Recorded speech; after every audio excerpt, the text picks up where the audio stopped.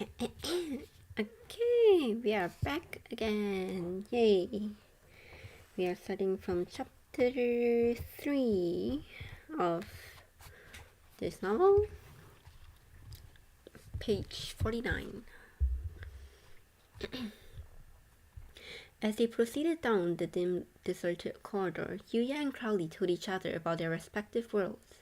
Both worlds had school, and their civilization appeared to be more or less the same. As the commonality of smartphone demonstrated, science and technology had progressed along similar paths. This world had an extra force, however: magic. Crowley was surprised when Yuya said there was no magic where he came from, but that was the only major difference they had discovered so far. Who knew what other things might turn out to be fantastical in his world but ordinary to this one? He couldn't let his guard down. He had to be ready so that he wouldn't be surprised, no matter what came at him. Hanging his head, he gave himself a little pep talk and tried to prepare for whatever the future held ahead. Future here held. Now then, Crowley tapped something hard with his cane. We're about to leave the school building. Uh-huh. Yuya lifted his face and immediately squeezed his eyes shut at the dazzling glare. He felt a breeze blowing and a new scent reached his nose, the fragrance of a chilly tide. He gingerly opened his eyes and found the night sky spread out before him. In the center was a full moon, bright enough that he could see the patterns on the ground. He had seen the moon through the window before, but looking at it again now, he felt overwhelmed by the vastness.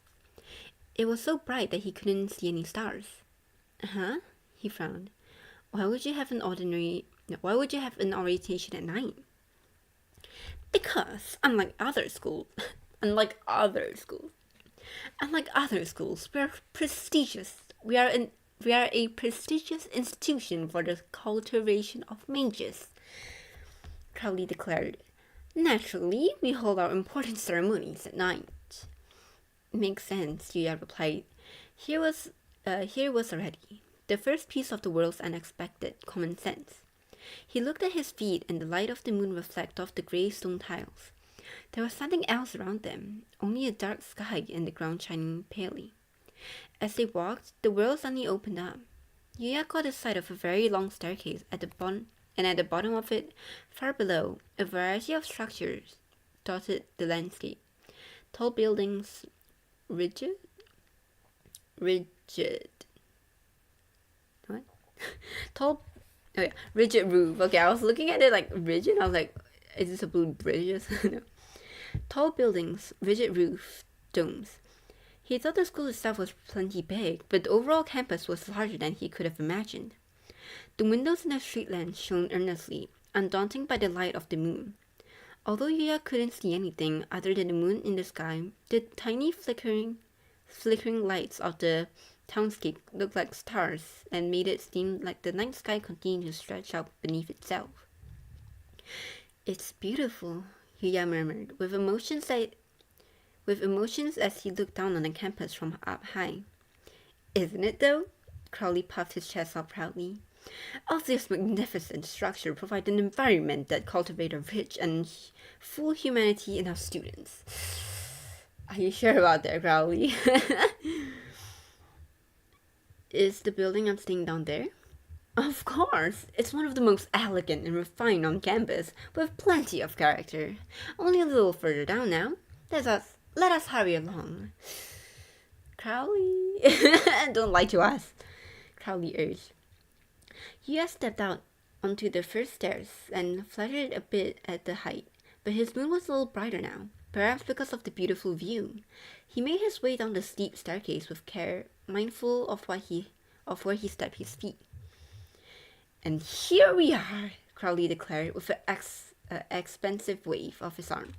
Step through the gate and behold your new lodging, you. There was an ear-spilling metallic shriek in response. This gate?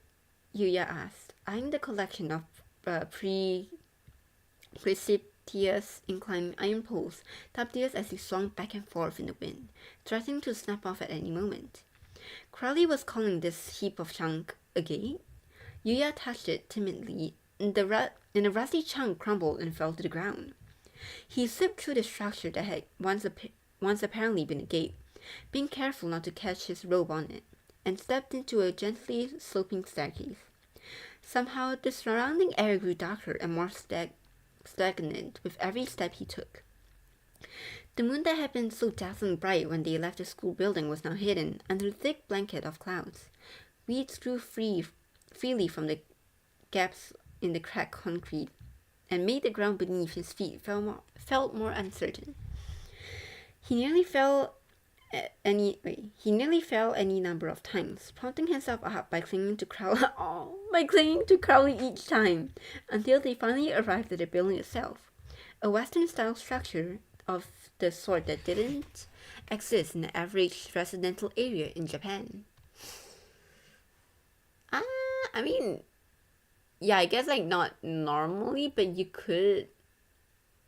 There are still like, obviously not like the normal residential area, but if you go to like those areas where like in the past after the war where there's more like Europeans living there, like in Yokohama, there's a place my host family brought me to, and there's a lot of like European buildings where the Europeans lived in Yokohama after the war. There was also a grave there. Apparently it's also a place it is like places from Mongol straight out, so where am I? At the very least, okay, we're back. I was told that my stream was disconnected, It has likely been a quite impressive place in its heyday. The pillar braced the eaves of the reassuring study, and the heavy door was solidly built. The issue was its age. The gate was in the advanced stage of decay, and the building itself was in terrible shape. The light bulb at the entrance was broken, and the porch was riddled with holes. The window on the door was still intact, but given the general condition of the place, it felt like a minor miracle. The paint was peeling off swollen exterior walls, which rippled in deformed waves. Yuya quickly glanced around the rest of the property.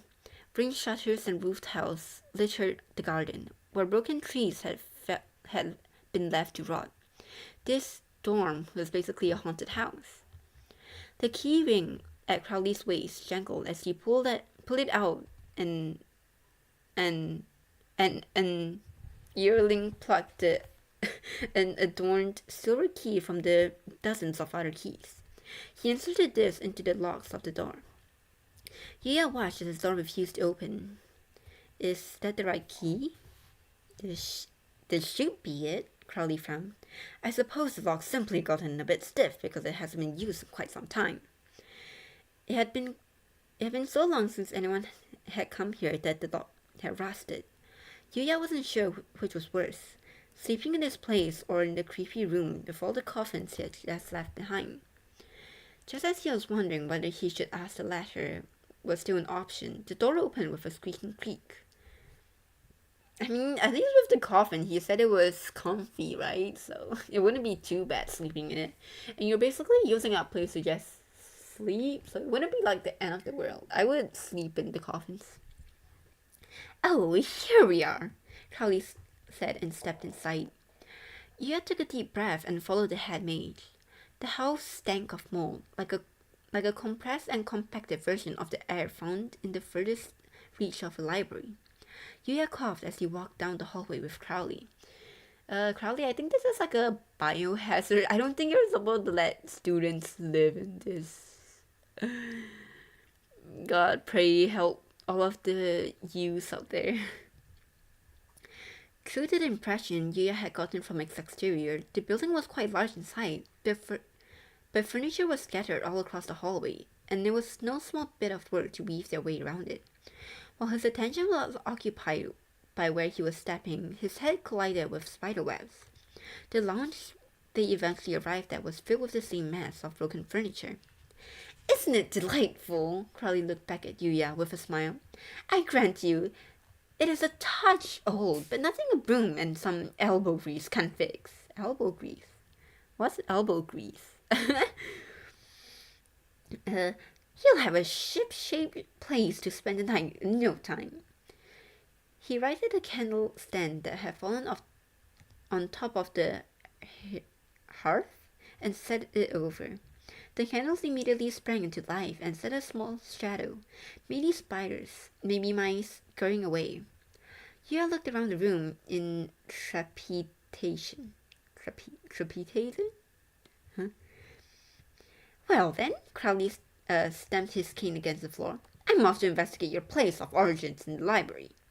What? Yuya said. You're leaving? We must all use our time efficiently. I hope at the very least to learn a little something about this world you came from. Crowley grinned and dipped his head, causing spider webs to catch on top of his head. I'll no doubt return shortly. Please feel free to make yourself comfortable. He's not going to come back for another 10 years. He's going on vacation. He left Yuya in the lounge and firmly closed the door behind him, bringing a storm of accumulated dust. Make yourself comfortable, he says. Yuya muttered under his breath. He was most likely to choke to death on the dust swirling through the air. With a sigh, he set himself to clearing the lounge so he could spend the night there. Candle holder in hand, he stepped into the corridor, careful of the warped floorboards under his feet. He tentatively opened the small door at the end of the corridor and found a small storeroom just as he expected. He took an ancient broom from inside and returned to the lounge. He yanked open the window and began to sweep the floor, pulling a thick layer of dust like peeling skin. As he coughed and cleaned, he heard a pitter-patter against the wall.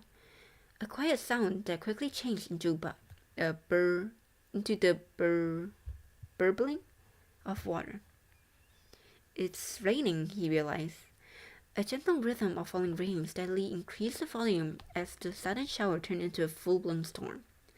In the distance, he heard thunder rumbling like the purring of a happy cat. The bright moon and clear skies of the orientation seemed like a faraway dream now. Or perhaps that had been magic too. He could almost hear Crowley say, Naturally, we take measures to ensure this important ceremony sees a successful conclusion. The air coming through the windows was cooler now, perhaps because of the rain. The long-sleeved robe he was wearing, apparently Nigerian college ceremonial dress, was perfect for the current temperature. When he heard the word orientation, he'd assumed it was spring, but it was fall, one of the 4 seasons of the world that matches the world he come from. He heard that schools overseas start their new school year in fall, and and the styles of the buildings he had seen so far, the structure of this college did seem to be more closely related to the school in Europe or America than in Japan. I don't think there's gonna be any schools in America that looks like that. I mean, maybe I guess like universities. I don't know. Does Harvard look like that? Harvard's like the only Oxford. Does the universities there look like that? I guess we do have universities here in my. Okay, I'm not gonna say it. We do have a university in my city where it is kind of like really like historical feel. It's pretty, which is why I chose it. But I kind of regret going to that school. Anyway, Europe. Okay, not high school. Okay, maybe on very rare occasions there'll be high school that looks like that, but I don't think there's gonna be many. He crouched down and peered into the large fireplace, wondering if he should maybe light a fire to make the room a bit brighter. But there was nothing in except for charred remains of fire's path. He had no idea where to find something he could burn, nor did he have any matches that he could use to actually light a fire. He stood up with a sigh. There was nothing he could do. What would the others do in this situation? Would they use magic, like Crowley lighting the candle with a wave of his hand, or riddle and grim at the orientation? How had he ended up in such a weird world? I'm all alone. As he stared into the fireless fireplace, Yuya had silently Yuya was suddenly overcome with loneliness. What were his parents doing right now? He didn't know what time it was, but he guessed it had been a while since he had woken up in the mirror chambers. His parents would have come home from work by now. Were they worried because he wasn't there? He didn't have any friends where he could lose track of time and hang out with. Once his parents noticed their son hasn't come home yet, they would almost certainly be worried. As he pictured the faces of his loving parents, he had a sudden realization. An MC with loving parents? Something twisted Wonderland characters could never have. Just kidding. Some of them do have loving parents. If he couldn't go back to his original world, he'd never be able to see his mom and dad again. Now, for the first time, his fear took a definite shape, pressing down on him. He had been entirely preoccupied by one bewildering accident after another, which had been a good thing, but it kept him busy enough that he would allow himself to believe that everything that had happened to him was part of an extremely weird dream. That this unfamiliar world and its dangerous magic were all someone else's problem. Well, it's your problem, are you? Yeah. But now that he was all alone, he was forced to face it. Would he never see his parents again? You're gonna die. My bad. That was my notification, not yours. What if he had to live here all alone, in this place where magic exists? He felt something hot in the corner of his eyes. I still cannot pronounce this word from 2 days ago. Reflexively. He reached up, about to brush away the tears, but then hesitated given how dusty his hands were. Me, when I'm at work, I'm trying to scratch an itch, but I know my hands are so dusty because it's so goddamn dusty in there. He tilted his head back and took a deep breath. He was determined not to cry because he was scared, not at this age. He was embarrassed by his tears, even though there was no one around to see them. It'll be all fine. Something will work out. There's nothing to cry about, he told himself, and tried to swallow the sob that threatened to spill out of him. Then he heard a wet splat. It wasn't the wetness of tears falling, though. With a gasp, he held out a candle in the direction of the sound that came from, and saw a wet piece of fabric on the floor beneath the window. It looked like the curtain had ripped up due to the extra weight of the rain soaking it. Everything in this building was really ancient. As Yuya went over the windows to close it, then something lapped at his chest out of nowhere. What? He cried as he fell flat on his backside, and a dazzling blue flame burned before him.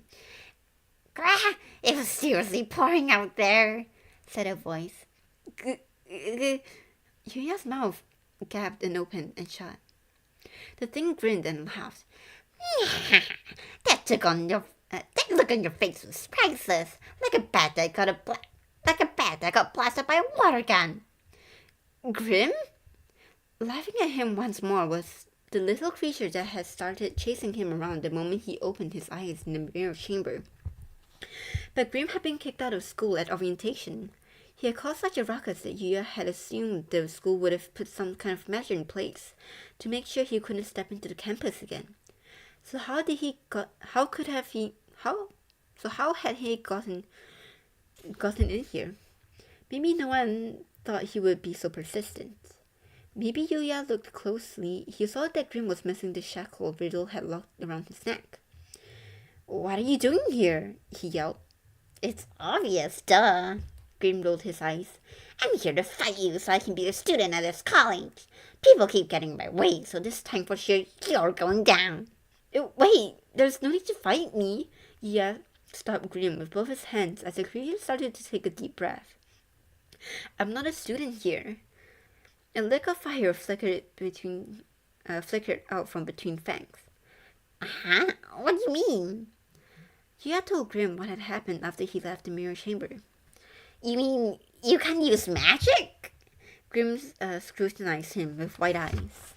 Exactly. Yuya nodded. Whoa, didn't see that one coming. Grim shook his head slowly. Sucks to be you. You don't have to actually say it, Yuya growled.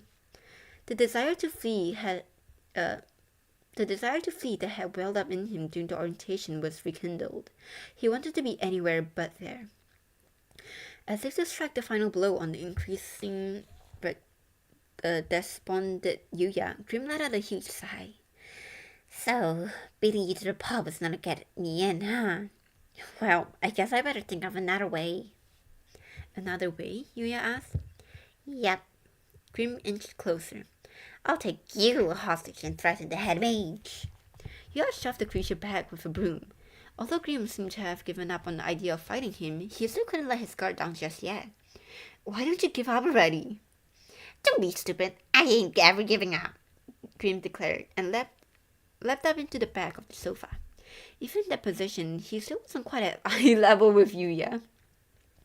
Nevertheless, he began to speak with overwhelming passion.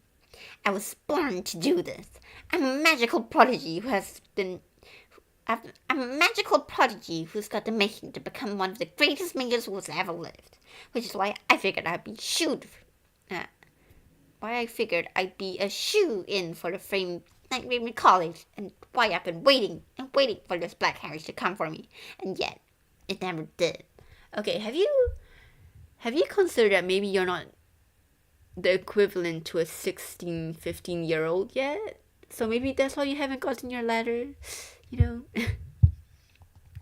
Grim fell silent, drops of rainwater falling from the tips of his drooping ears. He looked so much like a stuffed animal when he wasn't moving like that.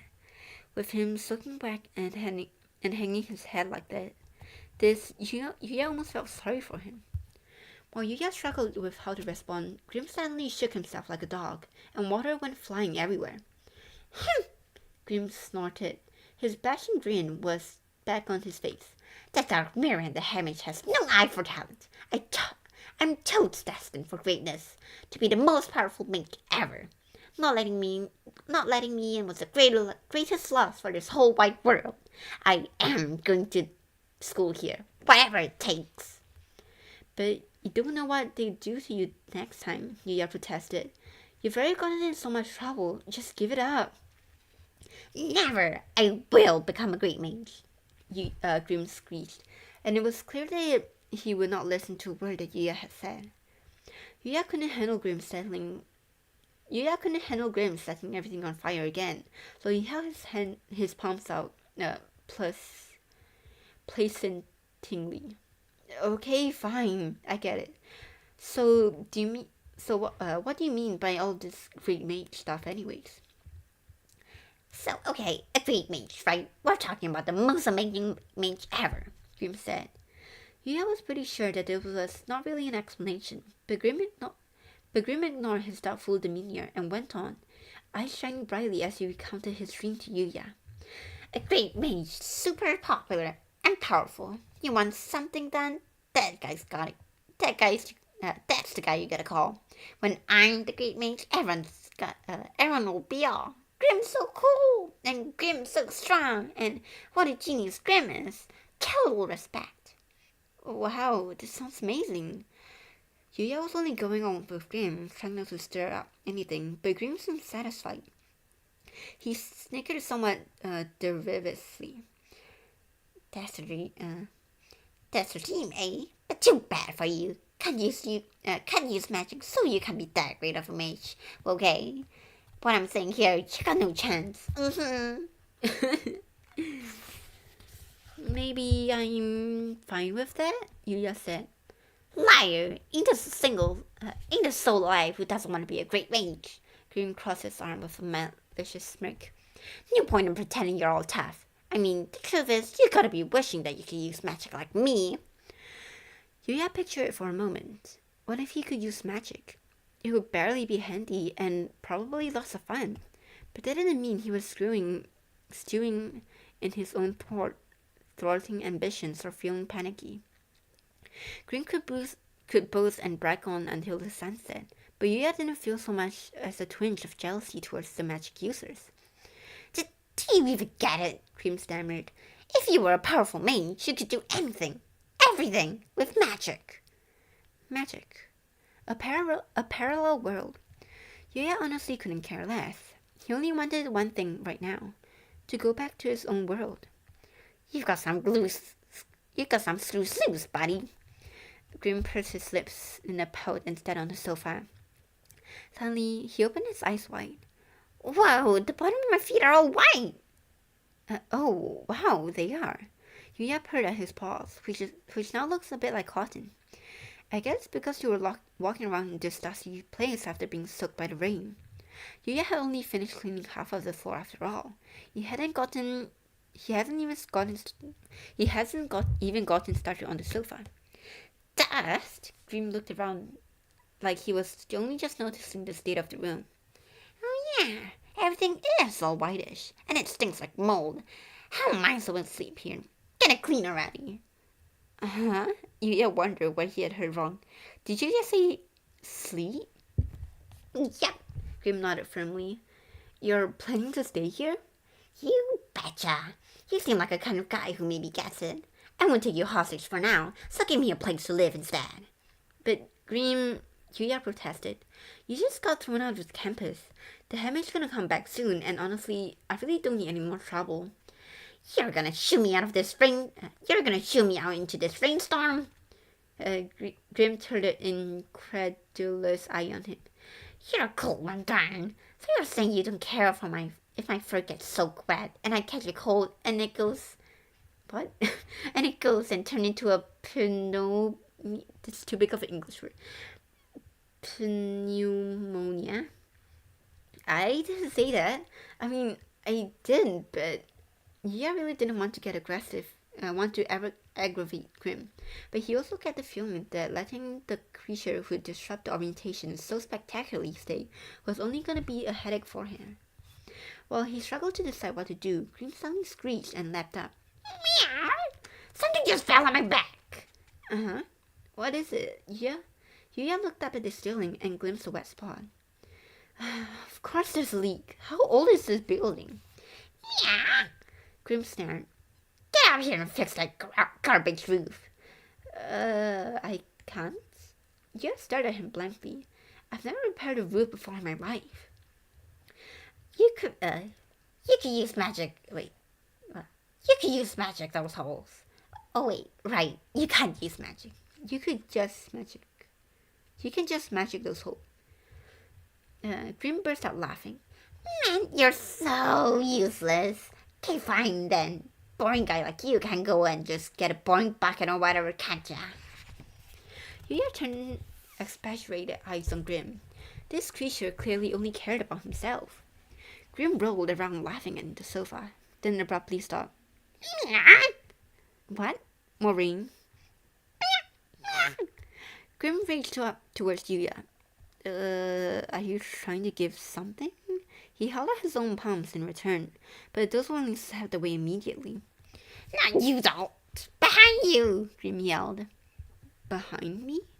Yuya turned around and saw white smoke drifting up in the middle of the room. He assumed at first that it was another fire, but he couldn't see any flames. Where were the smoke coming from? He cocked his head curiously to one side and he looked down and then up. The white smoke echoed with laughter as face formed within the shapeless mist and met the astonished Yuya's eyes before it started flying around the room. With shaking hands, Yuya tried to shine a light on it, but the smoke slipped away into the darkness. He peered into the gloom, trying to follow it. We hadn't had a visitor in ages, came a voice. The abrupt words sent shivers up Yuya's spine. How long has it been anyways?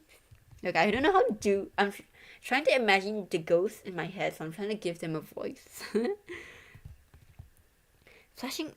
Lightning flashed outside the window, and a bolt thundered nearby, as if to further shut the ripping curtains, and for a split second, the dark room was bright as day. Welcome to our homes, the voice continued as a semi-transparent something floated in the air, smiling creepily as it stretched out its hands. Ghost! Yuya yelled. White, floating and see-through. Yuya and Grim were definitely staring at a ghost. Stay away from me! Grim cried, whipping the ghost with its tail. But the white haze only vanished into nothing for a moment before quickly coalescing against its original form. No matter how hard Grim had tried to smack down the ghost, his tail simply passed right through it. Meanwhile, the ghost seemed utterly unfazed by the entire situation. What in the world? My tail's all tinny! Grim tucked his tail between his leg and shrank against Yuya's leg. The ghost giggled gleefully again. Yuya suddenly realized they weren't up against one ghost. Several pairs of eyes appeared in the air, all of them staring down at him from every direction. Always nice to have a visitor, one ghost commented. We get so bored, you know. All the people who used to live here got scared of us and ran away, noted another. Real weird. Their white bodies had no legs, instead stretching and trailing off into nothing, like a lizard's tail. They popped towards Yuya and Grim gently, but with the air of finality somehow. Yuya felt a powerful chill as the ghost approached. He felt as if he'd been tossed into a vat of cold water.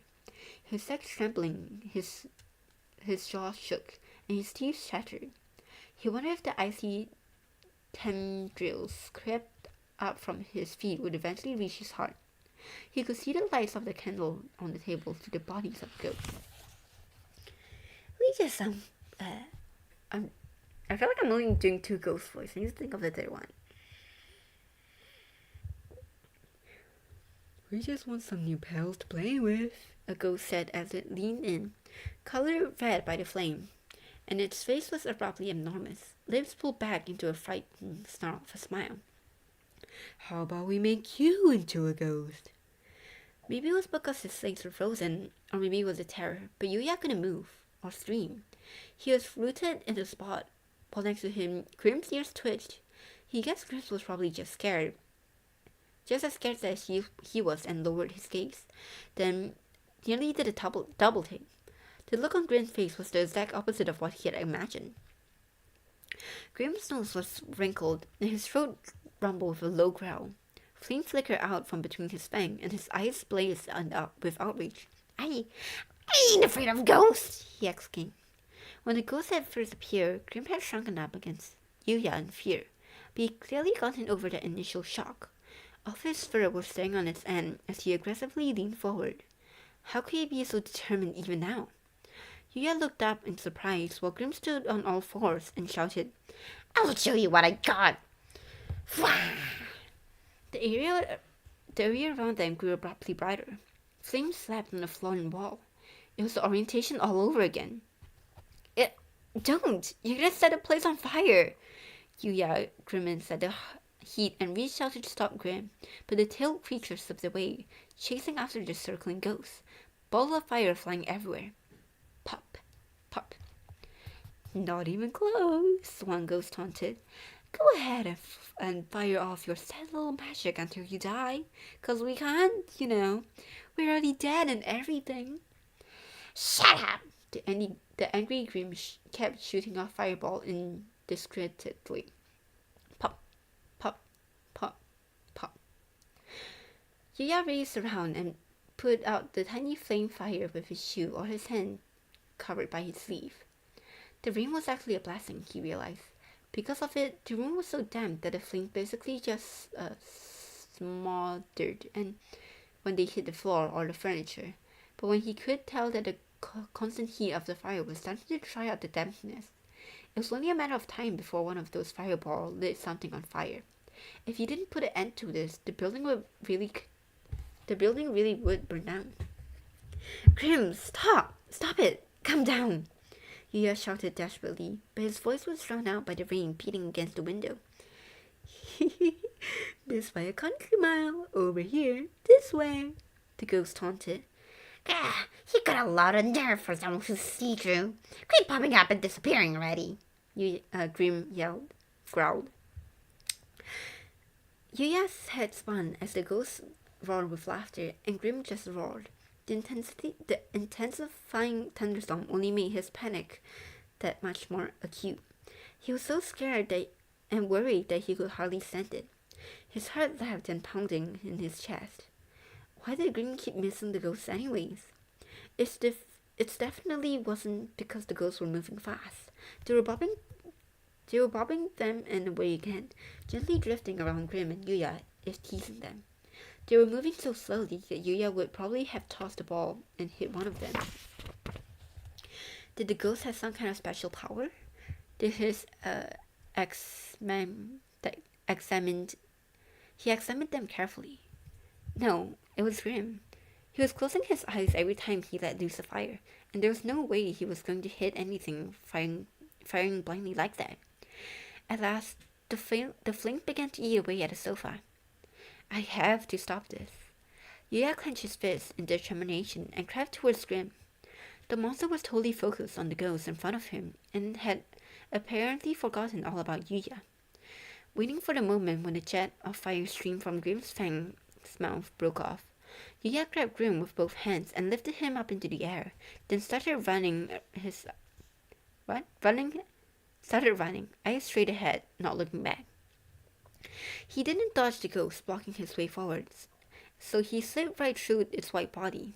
He reflexively screamed at the sudden chill that was wrapped around him, which felt like standing in front of an open refrigerator door. Stumbling forward, he managed to escape into the hallway, slamming the lounge door shut so hard it threatened to break. That was too freaky, he said as he slumped down onto the floor in front of the door, the nervous tension draining from his body all at once. Grim was frozen in his arm, perhaps still processing his sudden abduction.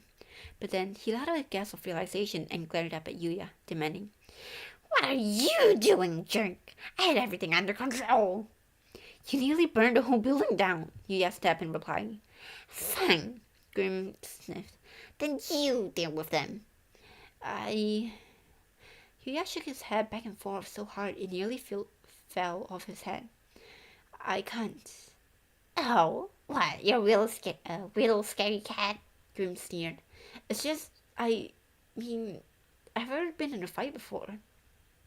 "Shut it then. I don't need a limp. I don't need a limp for a useless human." "Sorry." Grim was painfully correct. There was nothing Yuya could do except for apologize. But if he gave up now, the best case scenario was that they end up pals with the ghost. Worst case scenario was the same, except with extra suffering that they were burned alive along with the building. "Listen," Yuya worked hard to keep his voice even. "I was watching you there. You kept your eyes closed when you were using your magic, and it kind of felt like maybe it's gonna be hard to hit anything like that." Grim cocked his head to one side, pursing his lips and mimicking himself to shoot fire, and apparently noticed for the first time that he did indeed have such a habit. "Well, I can't help it. When I go, oh, my eyes go, eh," he said, showing Yuya his technique. It seemed pretty clumsy to Yuya, like not being able to walk and chew gum at the same time. But maybe he was in no position to talk.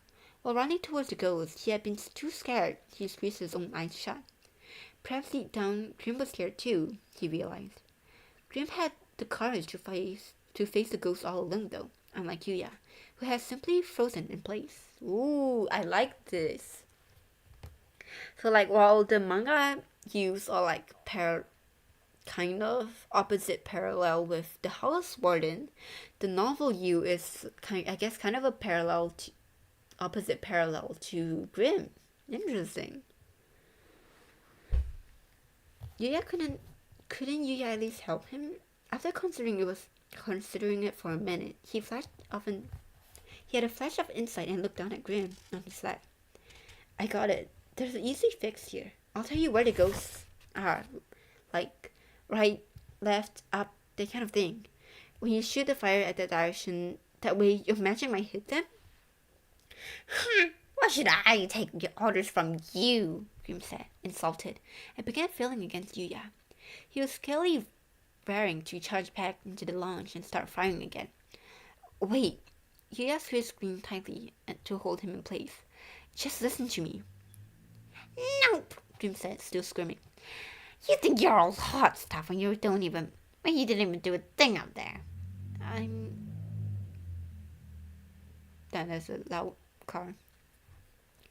I'm sorry, Yuya said again. But if you don't, you're about done here. Oh, Crowley? No. You're about done here, came a bright voice abruptly from above his head. He nearly replied to it automatically. He managed to hold to his tongue, even so timidly, look up. A ghost's torso was poking through the closed door. Ah! Notice. A ghost! Yuya exclaimed. When the ghost slipped through the wall, Yuya and Grim leaped backwards. The ghost gave them once over. Sorry for barking ya in the middle of your chat, one said. I just got sick of waiting, is all. The end of Yuya's nose grew cold.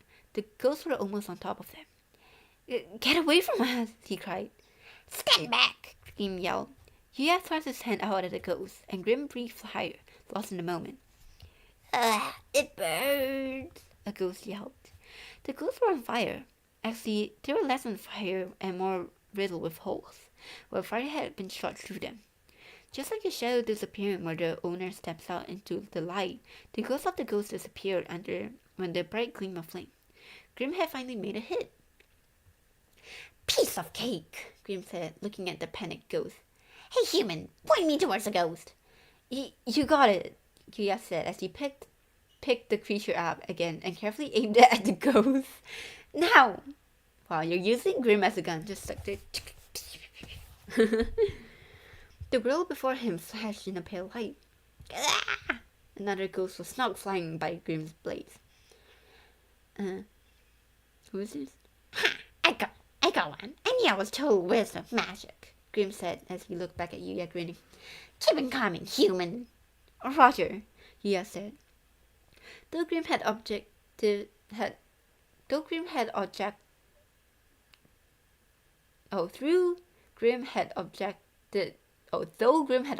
Yuya's earlier suggestion of telling him which way to aim, they were essentially doing that now. But they were moving together rather than Grim obeying Yuya's order, which seemingly made this arrangement more acceptable to Grim. In fact, he seemed to be having fun as he let fire fly. Yuya supported him with both arms as if he was gripping a hose with water turned all the way on, and together they dispersed the ghost. I'm the greatest, Grim crowd. You're heavy. Yuya's hands were already slipping from the weight of this creature that was much bigger and heavier than the average house cat, and the recoil from every fireball nearly knocked him over backwards. Quit your belly action, Grim said merely, and waved his arms. He was in high spirits now that he had gotten himself the perfect vehicle. When the flame hit the ghosts, instead of spreading, they quickly fizzed out like they'd been doused with water. All around them, you could hear the soft hiss of ghosts disappearing. You guys are murdering ghosts. Murdering ghosts that you guys could take over the house. That's pretty bad of you guys. The ghost wailed. No fair ganging up on us. Shut up, Grim snarled. There are way more of you. One ghost after another fled through the wall. Yuya chased them into the lounge and surveyed every nook and cranny of the corner, holding Grim at the ready. A chorus of ghosts' voices sounded. Wah! Wah! They're gonna disappear on us for good. Wait. Disappear. They're gonna disappear us for good. Retreat! Fall back! We've got to get out of here! Before Yuya knew it, the laughter and the scream had stopped, and the only sound of the launch was his and Grim's panting. The storm outside had also faded into a gentle rainfall. The flying herd of ghosts was nowhere to be seen, and the room was more or less a good shape. It did smell a little charred, but otherwise it was the same dark, damp launch. Grim leapt out of Yuya's arm as he landed. Ooh, wait. Gonna finish this part? He landed as he put his hands on his hips and threw his head back proudly. How'd you like that? I totally smashed those ghosts. That was amazing, Grim, Yuya agreed. Yeah.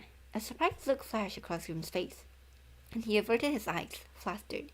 He had been so confident and full of pride, and yet, when someone actually paid him a compliment, he seemed oddly flabbergasted. Yuya had to smile at the situation. Grim chuckled. You were maybe all right yourself. His grin was as malicious as ever, but Yuya wasn't frightened by the way he had been the first time they'd seen it. Okay, wait. I need to put the birds to sleep and let the dog out to be. So, before closing the door, did I text? Yes. BRB.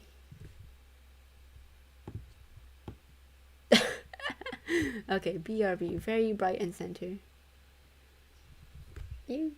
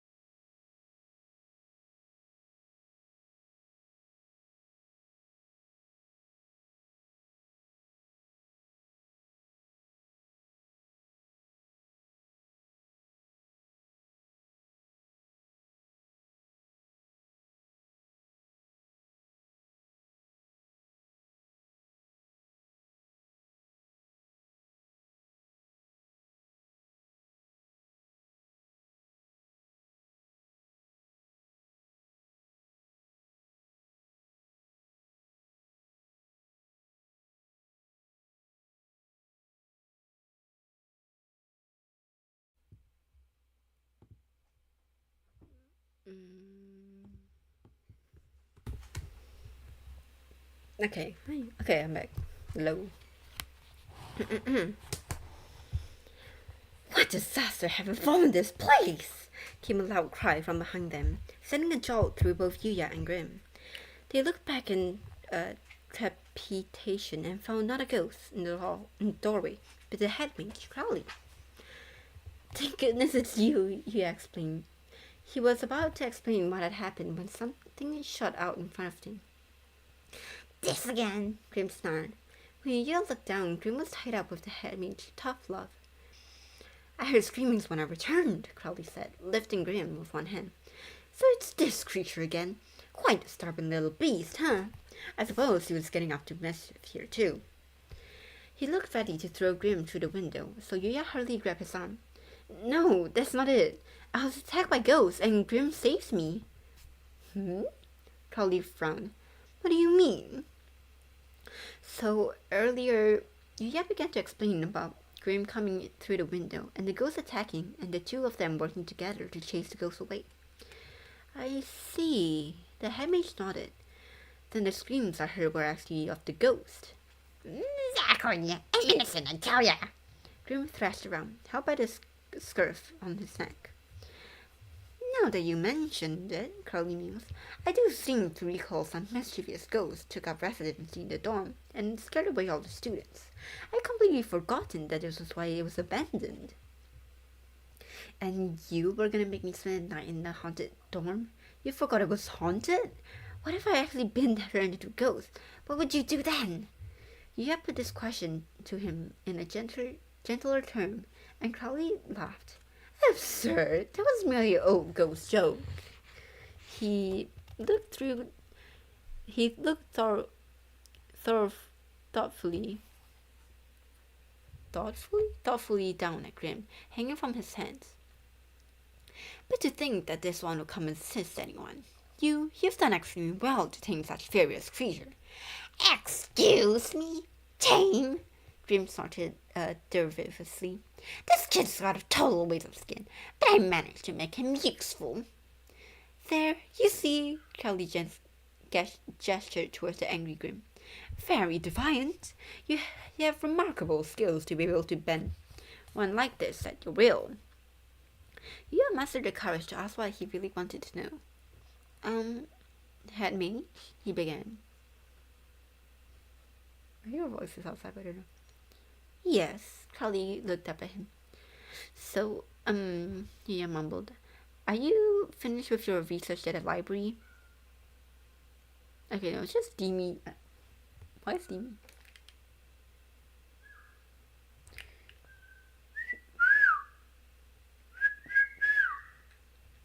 Dimitri singing outside. All expressions disappeared abruptly from the head mage's face. He tilted his head slightly to one side and nodded slowly. He appeared to be choosing his words carefully. I am indeed finished. I did not contain my research to the library, but rather avail myself of every method I could think of. Asking the other teachers, looking online, all of that. Efforts. I could find no trace of this Japan you spoke of. Crowley turned to him. Yes, never exists anywhere in twst Wonderland at any point of record history. So that's it then, Yuya sighs. Yes, you have indeed come from a different world, but the confounding factor here is the total lack of information. In the 100 years that I've been head mage, I can safely say that I have been witness to a great many surprises, but I've never encountered anything like this. And without any precedents. I cannot find a way. I could not find a way for you to return home. Wait, I'm gonna check my message. Okay.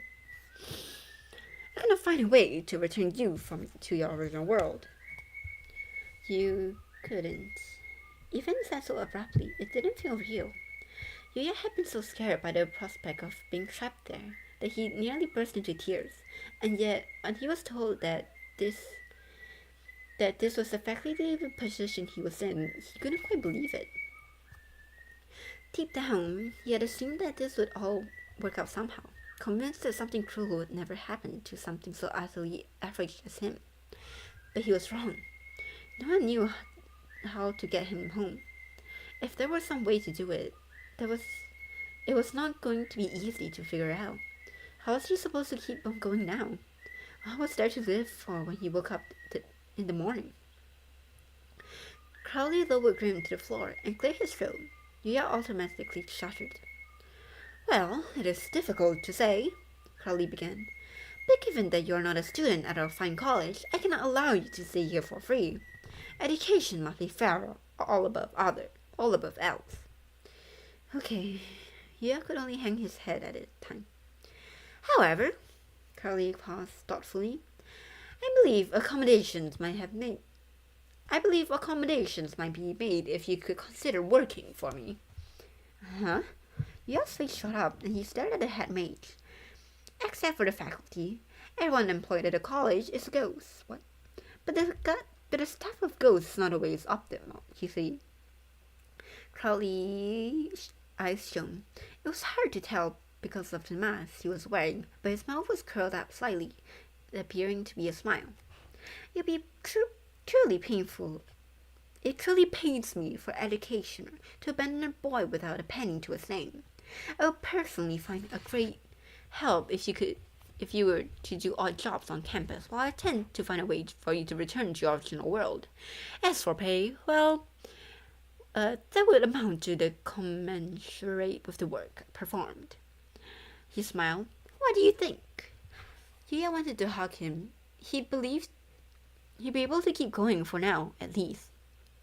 Crowley was giving him a roof over his head and food on his table, not to mention a purpose. I think it sounds great, he said. Thank you so much. In his great relief, the tears he held back earlier rolled down his cheek. Dear me, Crowley laughed. Well, my charity no bound. No, there is one condition. Sure, Yuya nodded. What is it? You must attend to Grim, he stated firmly. Uh-huh. Grim? He pointed automatically to the disgruntled monster, and Grim's ears twitched. What? Oops. B? I forgot the text was still on. Yes, Crowley replied. Given that you were unable to use magic, I'm somewhat concerned about leaving you alone on campus, But with Grim by your side, you should be able to handle anything that might come out. Monster and magic-free aliens. It's best that the two of you could join forces, and from what I can see, you've already gotten quite friendly. But Yuya protested, but Crowley cut him off. He is unusually persistent, you see. Who knows what he'll get up to if left to his own device.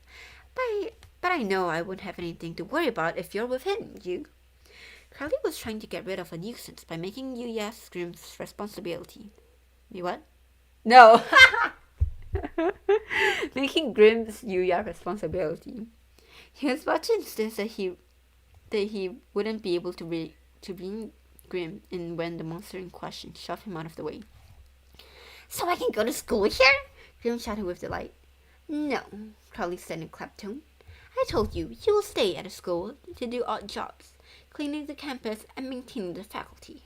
You will not be a student here. Cleaning? Grim was obviously unhappy with this. What kind of deal is that? I'm gonna look so stupid. I don't want to sweep up people's junk. How shameless of you, the headmate cried angrily. Then the winds were suddenly blowing in a dangerous direction. Crowley looked as though he might take back his offer any second. Yuya yanked Grim back in panic and whispered to his large ears. Quiet, if you keep this up, he'll throw you out again, okay? But I don't want to be a janitor. Grim whined. Yuya could only stay there on the condition that Grim stayed with him. Living with this selfish creature was bound to be rough, but it had been better than being shut out in the cold. And Crowley was right. Yuya would be happy to help someone who could use magic. He crouched down so he...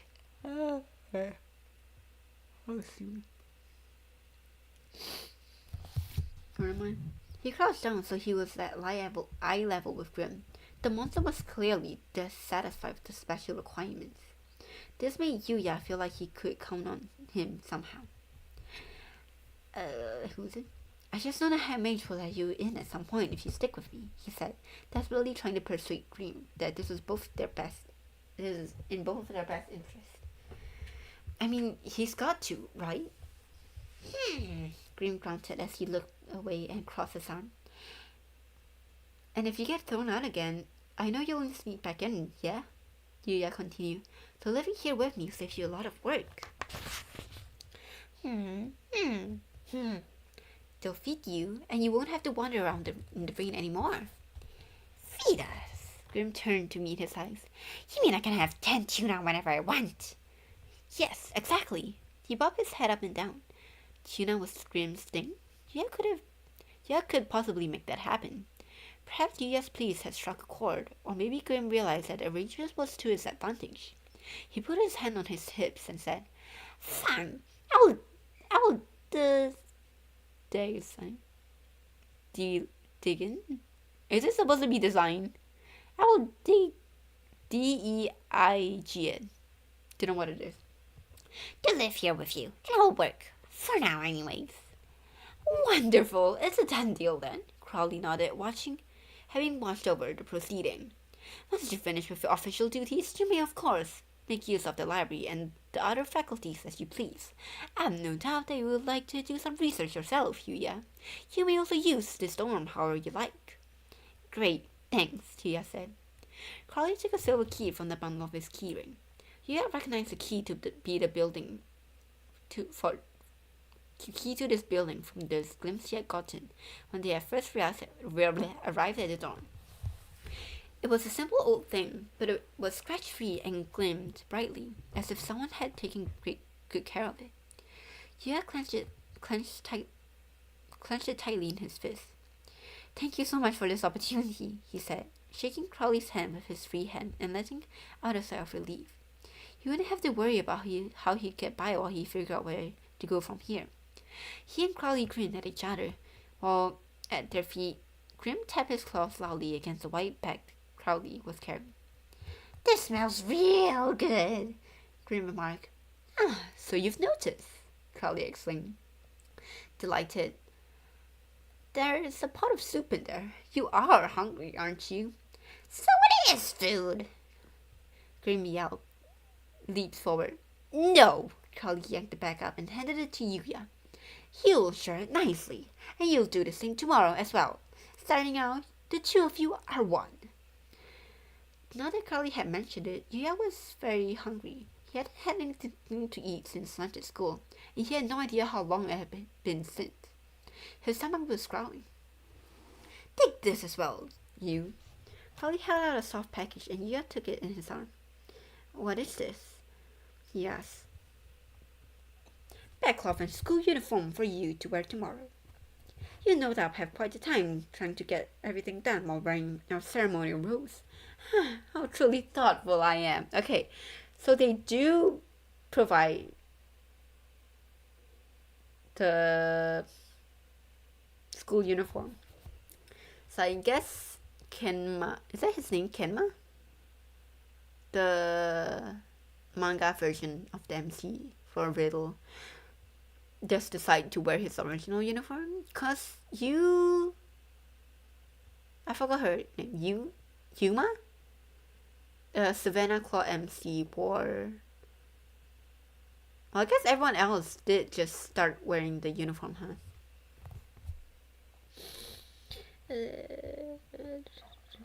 Yuya was concerned about being in uniform when he wasn't a student, but Crowley told him that he had plenty to spare, so he accepted it. Tentatively opening the package, he glimpsed at a black jacket and a white shirt. Okay. "There's actually a vest to complete the set," Crowley told him. "But those are distributed by dorms. You should be just fine with that." "Yes, of course," Yuya said. "Thank you very much." "Proof of my tremendous generosity. Eat and get yourself right to bed. I'll need you to work those fingers to the bone starting tomorrow." Crowley patted Yuya's shoulders gently and laughed. Crowley had an odd, detached air despite his exaggerated expressions of delight, surprise, and sadness. He was a strange person, but he was also the only person Yuya could count on at the moment, as he had given him food and a place to live. Though he seems to be half-baked, perhaps he was really just as kind and benevolent as he repeatedly insisted he was. Yuya had no choice but to have faith in that. I wonder if he says that out of guilt, cause the time loop theory. What if he keeps seeing you die, all the different yous die? So he's trying to convince himself that no, he is a good person for bringing you to Twist Wonderland to solve whatever grim overplot happens, right? I feel like that's what happens. "Hey!" Grim said. Yuya looked at the door Crowley had disappeared through and back at Grim.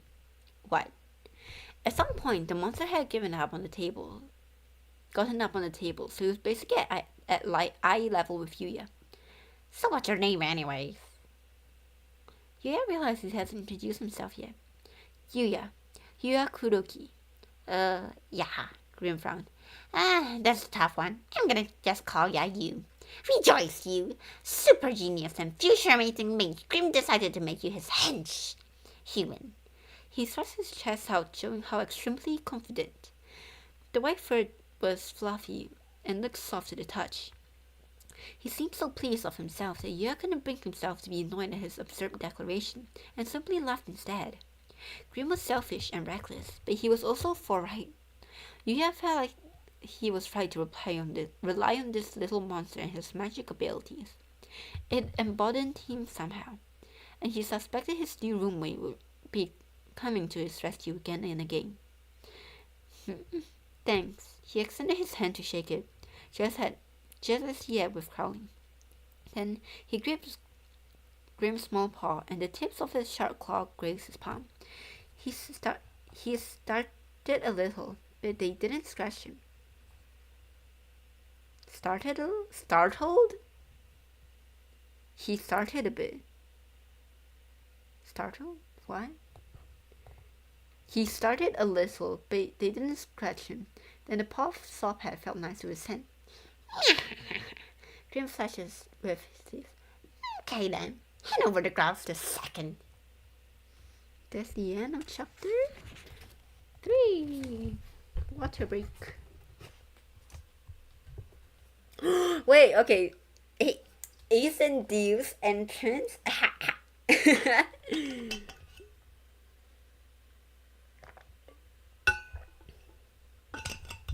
Okay, I wonder if I can add them. Oh wait, I should be able to add them on here because I think I have their sprite. Wait. Let me do some...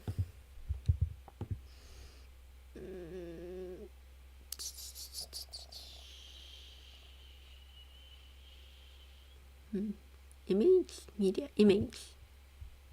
Ace. What is it? I don't remember what I have.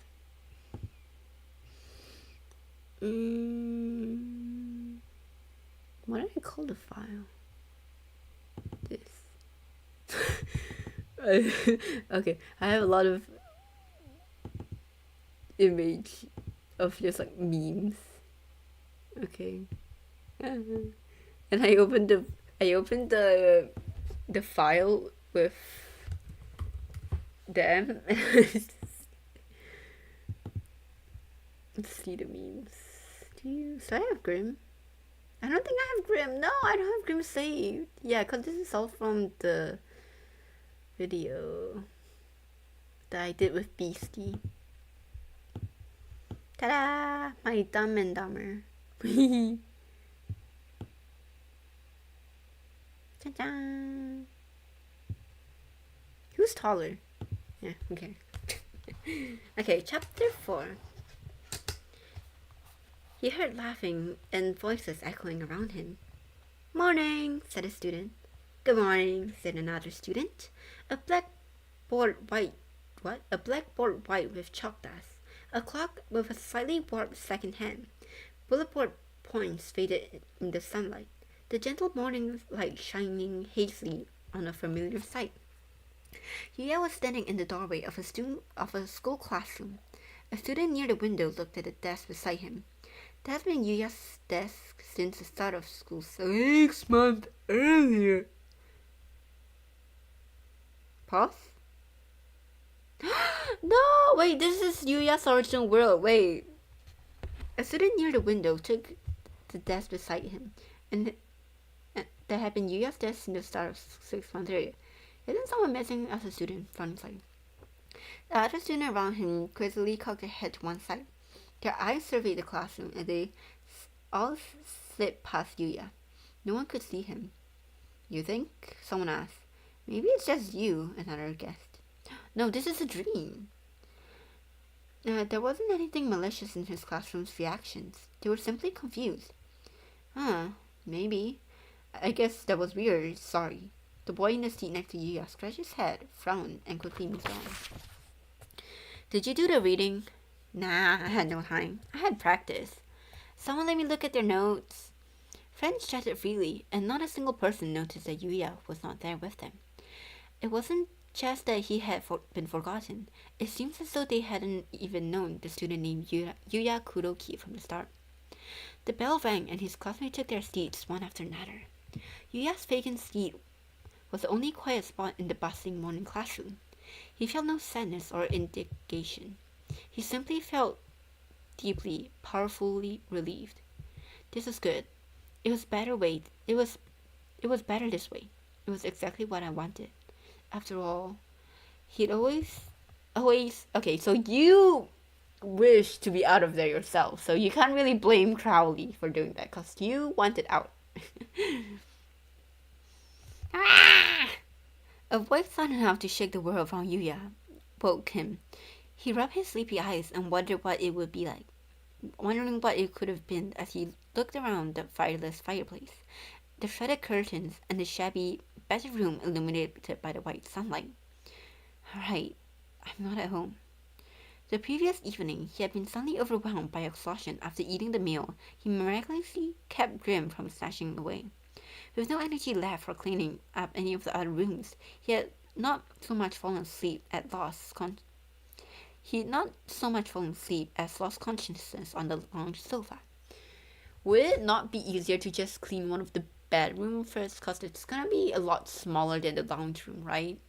You're covering less area more efficiently. Get it done, go to sleep. Before the details of his dream had the chance to sink in, someone was slapping his arm and chasing them away. He looked to one side, and Grim was standing there, glaring at him. You! Hi, up and at him! Morning, Yuya said, looking at Grim with beery eyes. What's wrong? Morning! He froze at the sound of this low voice. It wasn't Grim's, and it definitely wasn't his own. Yuya glanced up to see the ghosts they had supposedly chased away the night before floating above him. He fell off the sofa in surprise, and the cloud of dust puffed up around him. He coughed and choked while the ghosts laughed. The handmaid told us you were gonna be living here, said the ghost. So that means you're our new pal. Terrific! Another one chimes in. Who are you calling pal?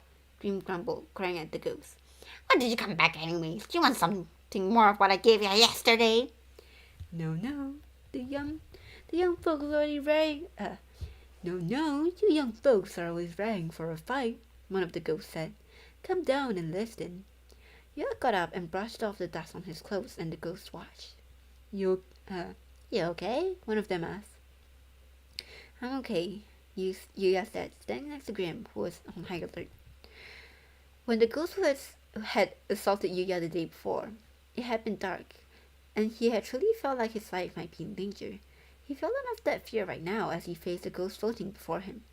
Perhaps it was because of the warm sunshine in the room, or maybe it was due to the ghosts all grinning happily, unlike they had been during the encounter yesterday. He took a moment to really look at them. One was puffed up and soft like marshmallow, while another was bone thin, and the third looked like a little snowball.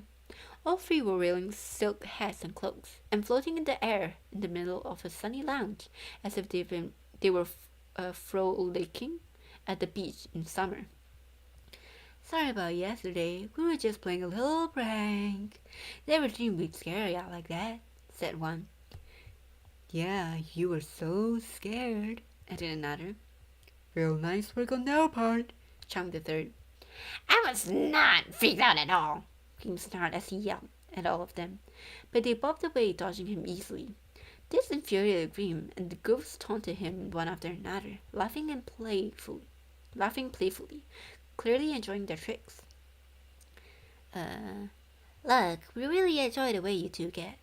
Look, we really love the way you two get all worked up, one ghost said, placardingly. Come on, let's be friends, okay? Yuya pressed a hand over Grim's mouth, certain that the ball of fire would only make things worse, and bowed his head to his elders. We'd love that. He refused to let this spiral out of control, not when he'd just woken up. Though, now that he thought about it, what time is it? The hands on the clock hanging on the wall were pointing in the same time they had the previous night. obviously stopped. The ghost immediately began to roll around in panic. You gotta get ready to go to work right now. The head page said a message asking you to clean up on the main street today. He also said, please no, bro, haha, what? Please no big bro, haha. Bro, haha?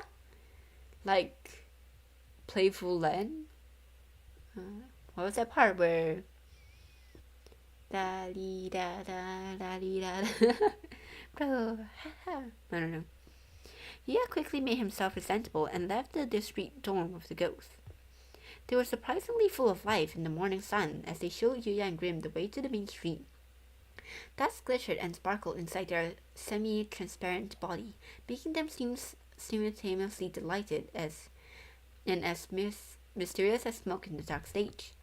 They passed a number of buildings until they reached a wild road. This is Main Street, one of the girls told them. Everyone takes this road to school. You gotta clean up real nice with your broom and mop it, so the new students can enjoy walking on their first day of class. Okay, we're gonna head out on our morning walk, another said. You boys get there and get the job done. The ghosts faded away like morning dew, leaving only their laughter behind. I can't believe they just showed us the way and disappeared, Yuya murmured, staring off to the space where the ghosts had been. Get the job done? Are you for real? Look how long this road is, Grim said as he pointed, looking supremely annoyed. Cobblestones stretched out before them. The road was wide enough that three of Yuya's could have lain comfortably side by side. There was a bend around 10 meters from where they stood, and the road kept going beyond with no end in sight. It would probably have taken them several hours just to clear away the garbage and fallen leaves with a broom. The side of the road were lined with large stone statues, and the schools sat behind them. 4 to the left, 3 to the right. The stone was smooth and shining. How many years had these statues stood facing one another? Polished by unknown caretakers? They were clearly old and well taken care of.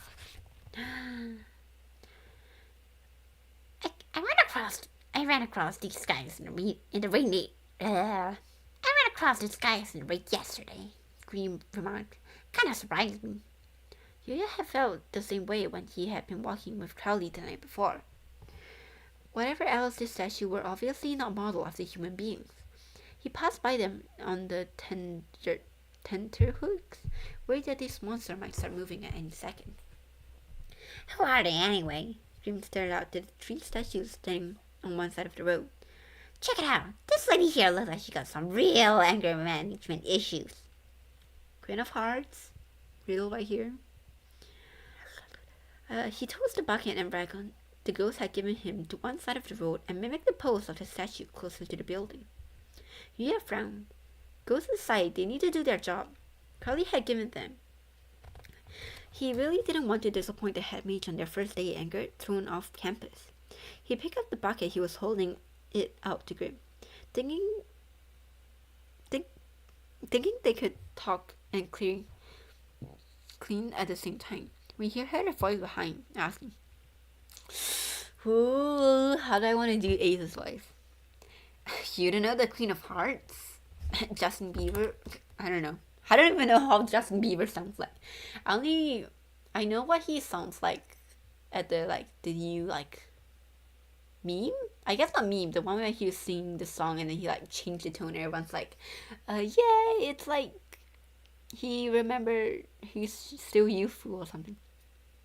Anyway, you don't know the Queen of Hearts? Uh-huh. You heard Grim gasp as he whirled around. A rich orange leapt into the field of view. A boy with vivid terracotta hair was standing before them. He was either the same age or a little older than Yuya, and had a red heart painted over his left eye. I wonder who it is. Who are you? Grim crossed his arms and glared. Sup, nice to meet ya, the boy said as he gave Grim a snap and a wink. He seemed to be doing this out of habit rather than actual enthusiasm. Name's Ace Rapola, a first-year student here as of today. Pleased to meet ya. I'm Grim, a prodigy who's planning to be like the greatest mage who has ever lived. There's my far less interesting henchman. I'm Yuya Kuroki. Nice to meet you. Yuya stammered. From what Crowley had told him, the majority of the first year studying at Night Raven College were 16 years old, which means Ace was likely at the same age as Yuya. Do they not start when they're 15 years old?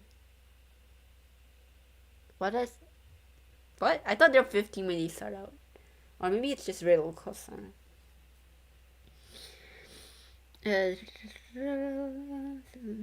he let his eyes roam and felt a bit awkward. Ace looked at him curiously. Yuya? That's an odd name you got. Yuya? That name's got an odd ring to it. Both the head mage and Grim had said that Yuya's name was hard to pronounce. Maybe Japanese names sound weird in this world. He was just fine though, Grim told Ace, and Yuya nodded his agreement. Things would be a lot easier if he could just introduce himself like that from now on. So then, Ace, you need something from us? Oh, Ace chuckled. I was surprised to see anyone who doesn't know the Queen of Hearts, that's all. Is she a big deal? Is she a big deal? Is she that big of a deal, this Queen of Hearts? Yuya asked. Yeah, totally. The corner of Ace's mouth shut up. She's this queen who used to live in the Maze of Roses way back in the day. She was seriously strict and kind of obsessed with rules.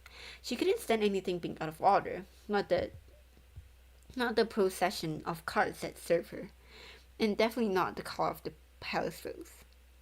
He looked up at the statue from the Queen of Hearts and at Yuya and Grim. She had a crown on her head and two heart-shaped fans in her right hand. Two fingers lifted the hem of her gown, and she held her head high, looking pleased with herself. As Grim had noted, the look on her face was haughty and strong-willed.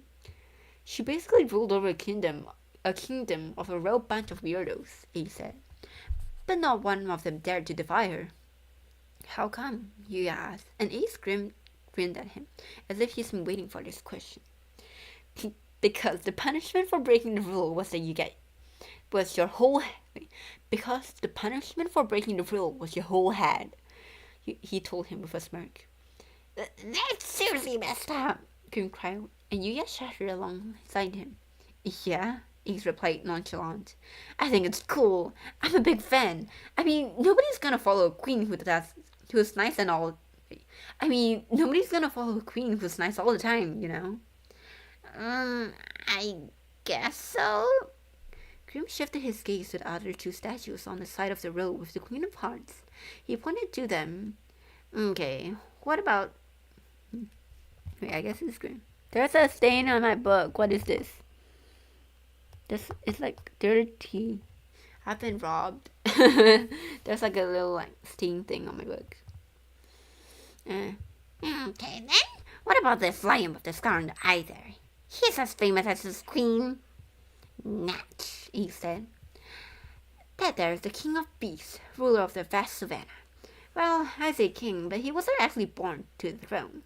He had earned it with a bunch of elaborate schemes. The lion with his scar over his left eye was called the king of beasts. He stood proudly with his magnificent mane held high and sharp eye, shining with intelligence. He had clearly been a great ruler. I guess after he became king, he decreed that hyenas wouldn't be hyenas anymore. He said they should live among his subjects as equal, Ace explained. Huh? Grim frowned. How did he do that? Maybe he could look past status and all that stuff, because he hadn't been born royal himself, he said. Pretty cool, huh? Wait. He's not? He's not born royal? I thought he was. Because his brother was the king. So does that mean the brother was also not born royalty, but he married the queen of the lions, you know? I don't know. Pretty cool, huh?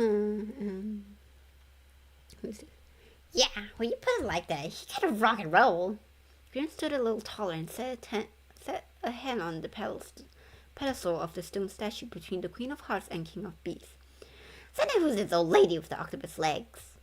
Just as Grim noted, the lower half of the statue had the limbs of an octopus in place of human legs. That's the sea witch. She lives in the underwater grotto. Ace looked up at the statue with a twisted leg covering around suckers. She's basically devoted her life to making sad merfolks happy. A real compassionate lady. If they were willing to pay the price, she'd help them change how they look, find love, whatever.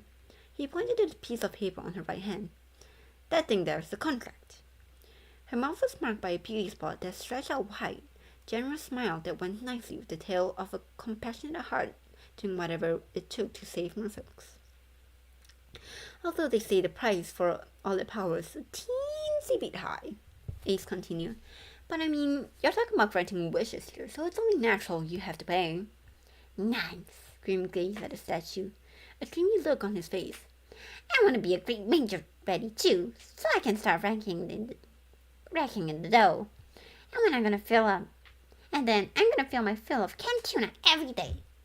I'm guessing at the very end of just the Wonderland, like 50 years later, Ramshackle will open up as another dorm officially again, and this time Grim would be like the statue, maybe. Will Grim die? We don't know. He might. Sounds like a plan, Ace laughed. You gotta dream big, you know. Quite pleased, Grim skipped over the opposite side of the street. Oh, do the dude with the big hat next. That's the Sorcerer of the Sands. Ace looked up at the statue with a slim man along Grim. He was an advisor to the Toledote of the Sultan. One time, there was a guy who pretended to be a prince from some other country to trick the princess, and the one who exposed the swindler was none other than the sorcerer here. Ooh. Oh, wait, no, never mind. I was gonna say, like, wait. No. Because we know we've seen the silhouettes of the RSA characters. No, I think, yeah, they based it out of Jasmine, not the guy. I forgot his name. Okay, so now, because, like, they're putting the villains in, like, the good lights, right? The sorcerer of the sands held a staff shaped like a snake in his slender fingers, and wore a hat with a feather adorning it, and with a long cape flowing down its back. He stood with one hand on his hip, looking thoughtful and majestic. Yuya was impressed, an advisor who had saved the nation from disaster. He must have been a wonderful and capable person. Who saved this? The sorcerer of the sand had been an excellent judge of character, huh? Probably, Ace agreed. Plus, after that, he got this magic lamp, and everyone thought was only a legend, and he became the greatest sorcerer in the world. They say he used the power to become a sultan himself. Yeah, real sorcerer can do pretty much anything. Grim held his head high, as proud as if he were the sultan. Sultan? Before passing Ace to explain the next statue to him. What about this beauty over there? She's the queen who's said to be the fairest of them all. Fairest in all the land, Ace told him. You gotta look at this statue closely to the main building. Just as Ace had said, the queen's stone statue was so beautiful it made his heart pound a little faster. Even in a statue form, she shone brightly, and Yuya would have been too overwhelmed to even meet her eyes if faced with the actual person. She wore a large crown and held the stem of a melting apple between two fingers. She used a magic mirror to check how her beauty ranks every day, Ace continued, and she'd do it whenever it took to make sure she stayed number one.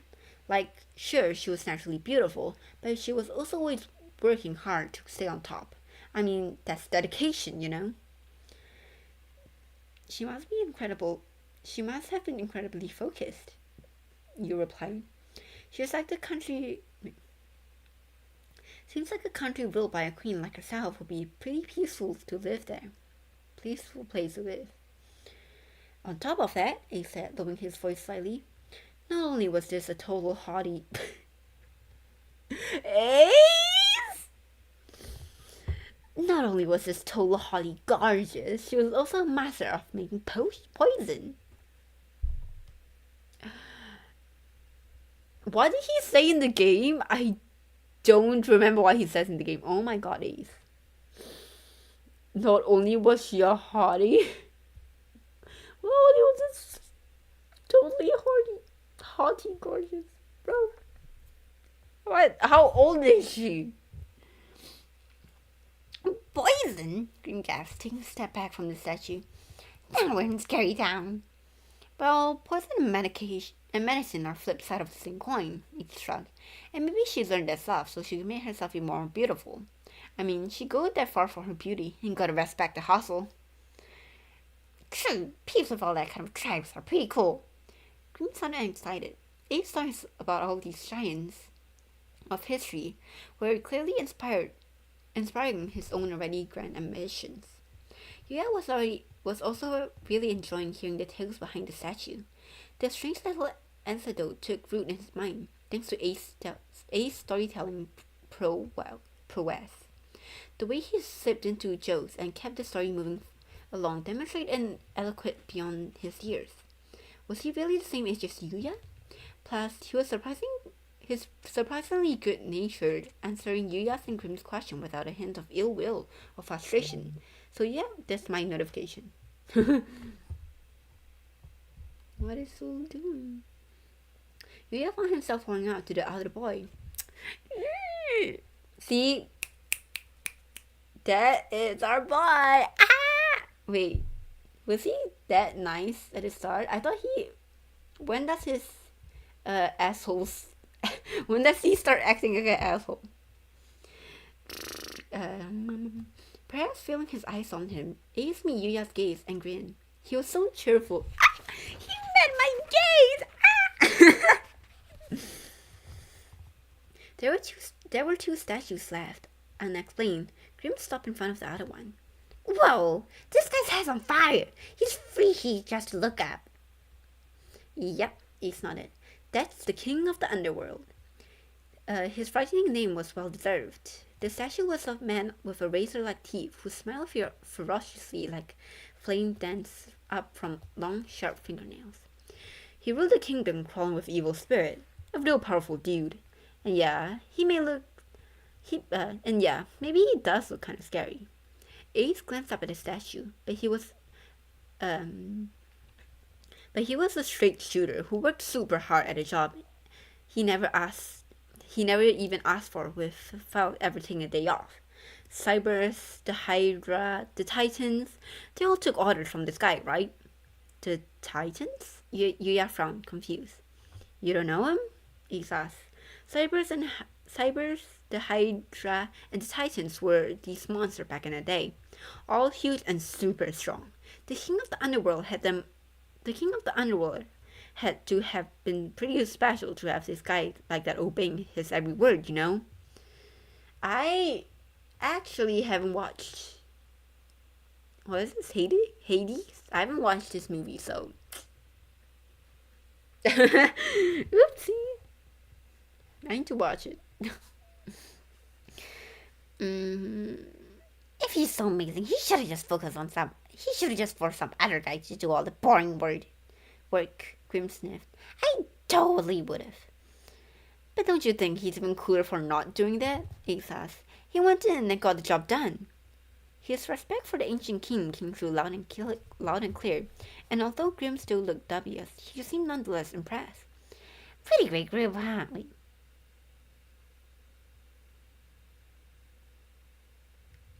This is Ace? Who's talking? Pretty great group, huh? He said, doing all that amazing stuff. He shifted his eyes from the statue to statue as he walked along Yuya and Ace. Okay, this is Grim. Until they reached the last of the stone idols, standing in between the beautiful queen and the sorcerer of the sand. So who's this with the horns? Wait, so this one with the horns is the last one? He asked. Who is this? This is the Thorn Fairy, who lived on a mystical mountain, Ace said. She had two large conspicuous horns sprouting out from her head, and her feet was a statue with a statue of a wild rose bush covered in thorns. She was so noble and elegant, and a master of magic and curses, even by the standards of the seven, Ace told them. She commanded the storm and covered the entire kingdom with thorns. The skill of the Thorn Fairy's magic was seriously bananas. Wait. Book 7 spoilers. Skip a bit far ahead if you don't want to hear this, if you're new. How did the Fallen Kingdom, the Kingdom of Roses, I think it's what it's called, get the thorns? Because the colonizers had to abandon it because they were attacked? I read it in Japanese, so I don't really remember. I read it in the Japanese server because I was too lazy to wait for the English. And I skipped all of it in the English server, so I haven't actually fact-checked it. I need to go back and read it again. Data 6 had possessed unprecedented magic powers, but the Thorn Fairy was clearly an entity and was on an entirely different level. Grimm's eyes grew wild in amazement. And that's not all, dude, Ace said playfully. Listen to this. She could also turn herself into an enormous dragon. A dragon? Yuya stared in disbelief. You mean like in fairy tales and all? What a monster you don't be, Grimm explained. As Yuya looked up at the statue once more, he could feel the graceful and refined of the Thorn Fairy. She held a long, thin staff with a sapphire on one end, and was clad in the robe with a high collar. Yuya got the impression that the simplicity of her dress was in fact a display of her immense power. The greatest mage to exist, Ace sighed. This academy considers the so-called Grade 7 to be so important that they build the statues of them and everything. And also, build the dance off of them, text singing their praises was inscribed on each pedestal of the Grade 7. Ooh. The Queen of Hearts, a queen who ruled over a maze of rose and brought the rule of law to a chaotic kingdom. Under her strict leadership, no rose was off-colored, nor were any playing card soldiers out of step. The King of Beasts. Through grit and determination, this King of Beasts overcame his lesser claim of succession to rule over the vast savannah by killing his brother. He sought true equality for all creatures, even those once banished from the realm. The Sea Witch. A compassionate sea witch who dwells on a grotto deep beneath the waves. To pretend for the past misdeed, she devoted herself to helping troubled souls, guiding even seemingly hopeless romance to a true great happy ending. The Sorcerer of the Sands. A wise sorcerer of a desert kingdom who uses keen insight to obtain a magic lamp and grant him great power. He supported his king regularly by offering careful, considerate words of advice. The fairest queen, the fairest queen of all, and the one who the fairest queen of all, and one who will always diligently strive to better herself. She utilized the powerful magic at her command to tirelessly pursue her ideals. The King of the Underworld, the Lord of the Underworld, as guide to the wandering souls of the dead. He carries out fearsome duties with diligence and care, motivating even the defiant to offer their aid. The Thorn Fairy, a fairy who regimes over the mystical mountains wielding magical powers that include mastery over storms and thorns. Proud and refined, she cherished solitude even as she commanded her countless minions in Wakasama's grandma. Water break.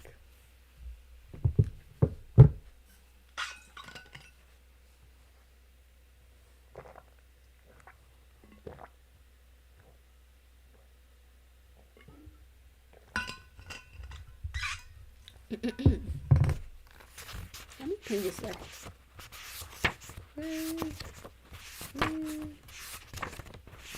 Yeah, but whoa, how many pages?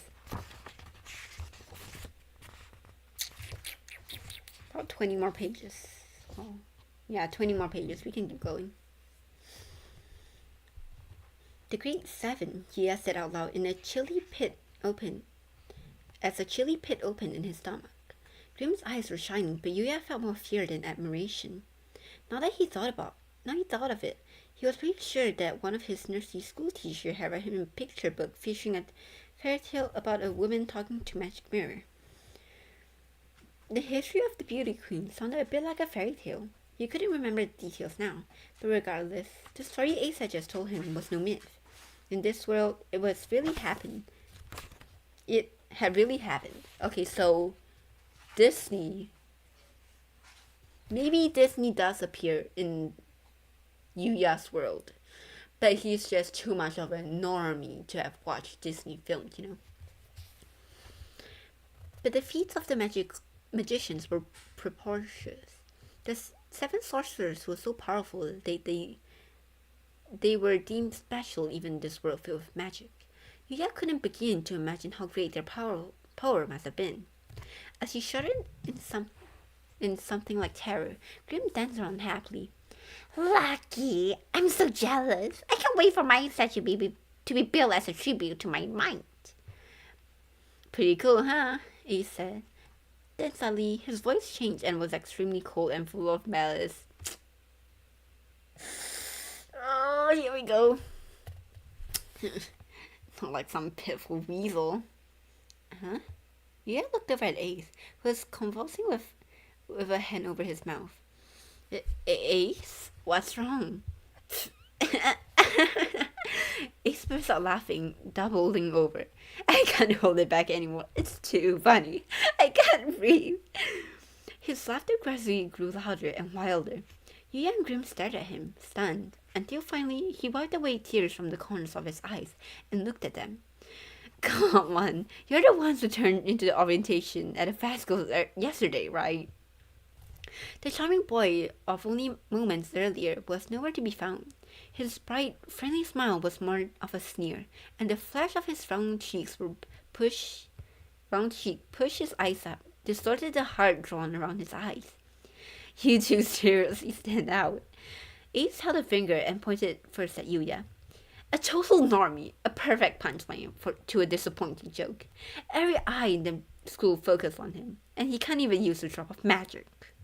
He turned to Grim, a monster who wasn't even summoned by the Dark Mirror in the first place, but crashed orientation anyway, and got beaten to pulp by the house warden. He pointedly looked at them from head to toe before his lips curled into a smile that didn't touch the harsh gleam of his red eye. You're perfect for each other. Every time Ace blinked, he sent sparks of hostility flying through the air, burning the tip of Yuya's nose. The malice spilling from the other boy was so powerful Yuya could practically hear it crackle in the air. Standing to speechlessness, he staggered backwards and his feet caught up on something. Grim. Wait, what? Yeah, Grim. The monster's tail was standing on end, an arrow pointed up into the sky. What are you? Grim stammered and seemingly as surprised as Yuya. You don't gotta be a jerk, coming at us all of a sudden like this. Not all of a sudden, dude, Ace smirked. The look on your face when they pick you up and toss you up was hilarious. It took everything I had to not burst out from laughing in the middle of the ceremony.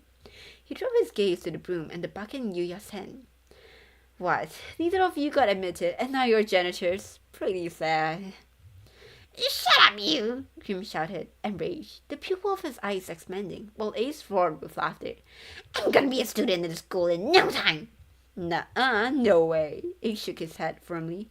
Before you try to get into the academy again, maybe you should take another crack at kindergarten. I mean, you're both so clueless. You don't even know a thing. You don't even know who the Great Sevens are. Not a one of them. Sometimes the English is a bit weird. I don't know if it's just me. Yuya watched the exchange, despairing. If you got one word in against Ace, he would repay the flavor tenfold. Yuya couldn't seem to win them. Yuya couldn't see them winning this or any other argument against the boy with the heart around his eyes. Grim stomped the ground in frustration and beat at Yuya's thigh. Hey, you! Don't just stand there! Give this jerk what? Give this jerk the what for? Uh-huh? Me? Yuya panicked. Oh, What? Ace definitely arched an eyebrow and leaned in closer. If you got something to say, it's a free country, you know. It's a free country. No. No, I like... He's not American, no. Ace is not American. I like the idea of him being Filipino more. Filipino Ace.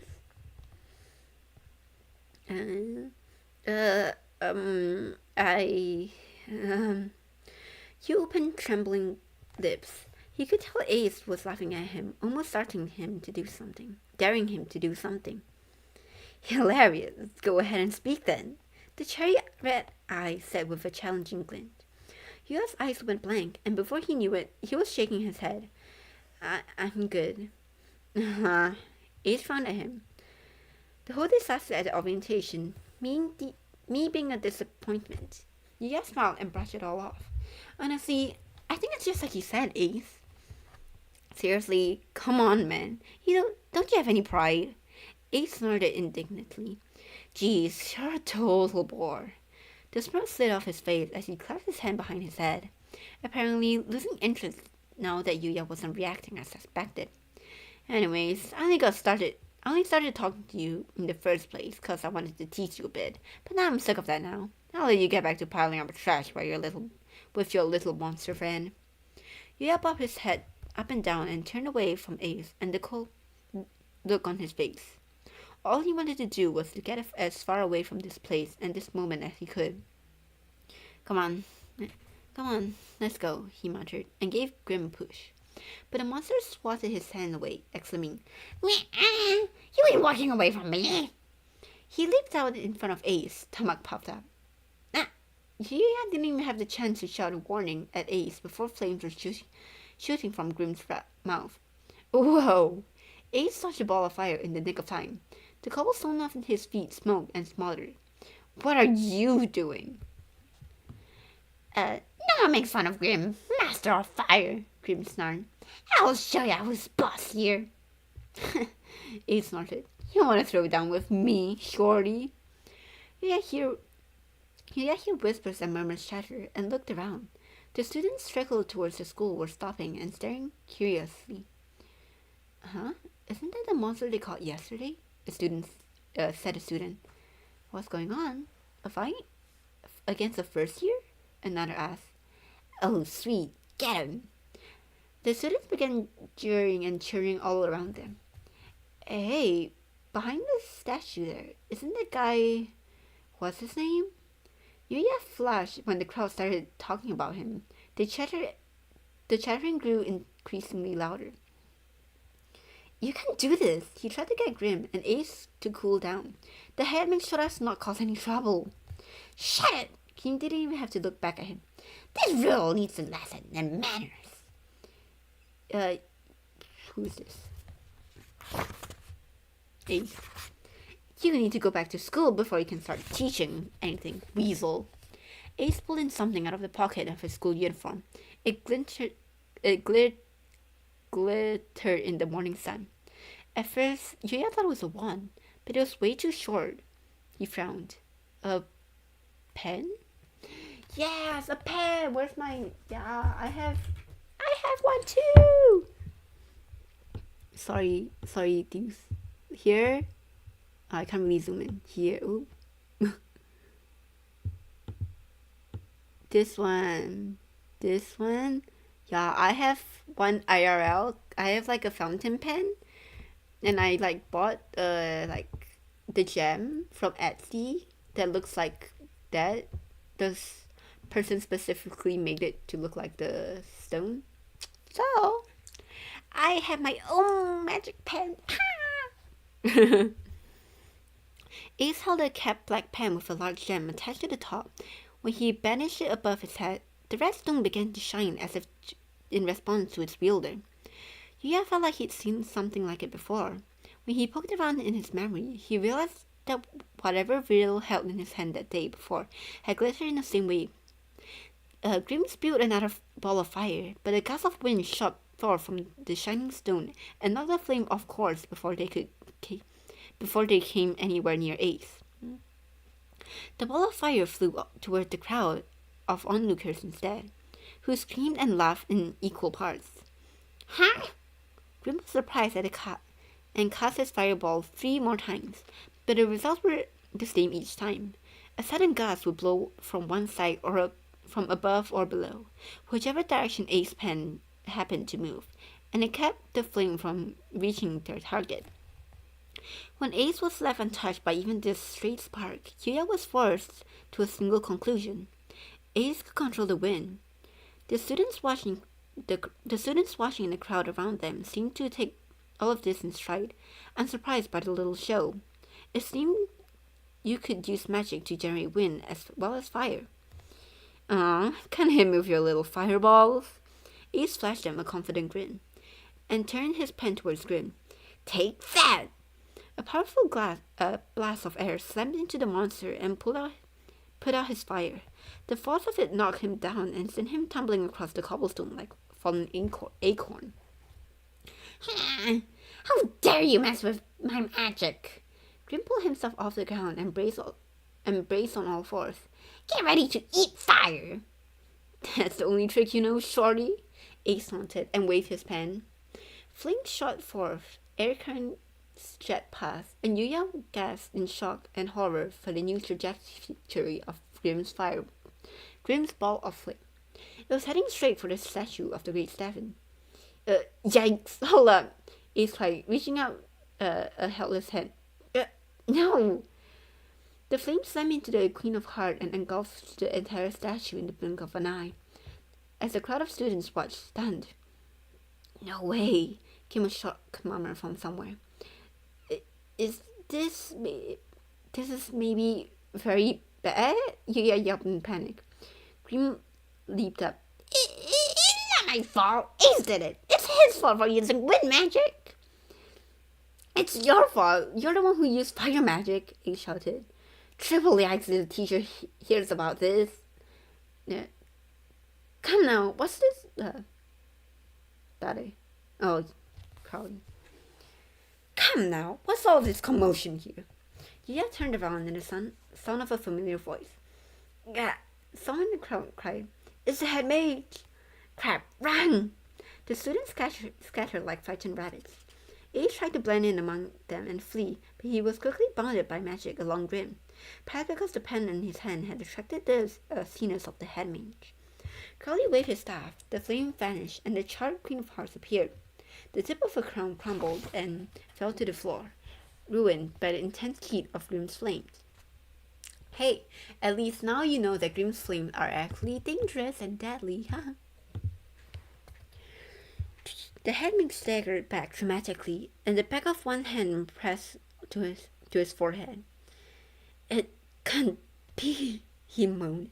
To think that our academy could house a student who had destroyed the magnificent statue of the Great Stefan. You could just ask Malleus to fix it, you know.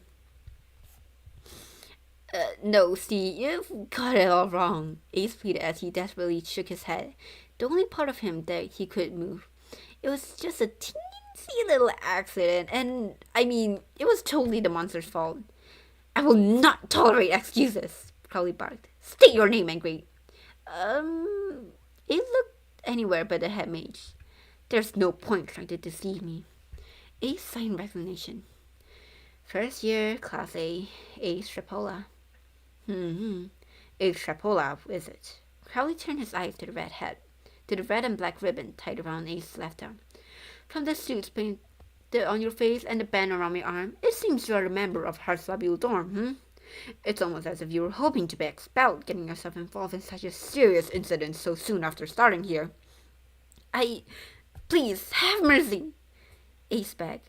Yikes, Grim screams exaggeratedly. Not a good look, dude. My words are also directed at you, Grim, Crowley thundered, and his tough love magic tightened around the monster. Grim yelped. And you, the headmage now turned his stern eye to Yuya. You were specifically told to keep him under control, and yet this precious statue met a terrible fate. How could you do this?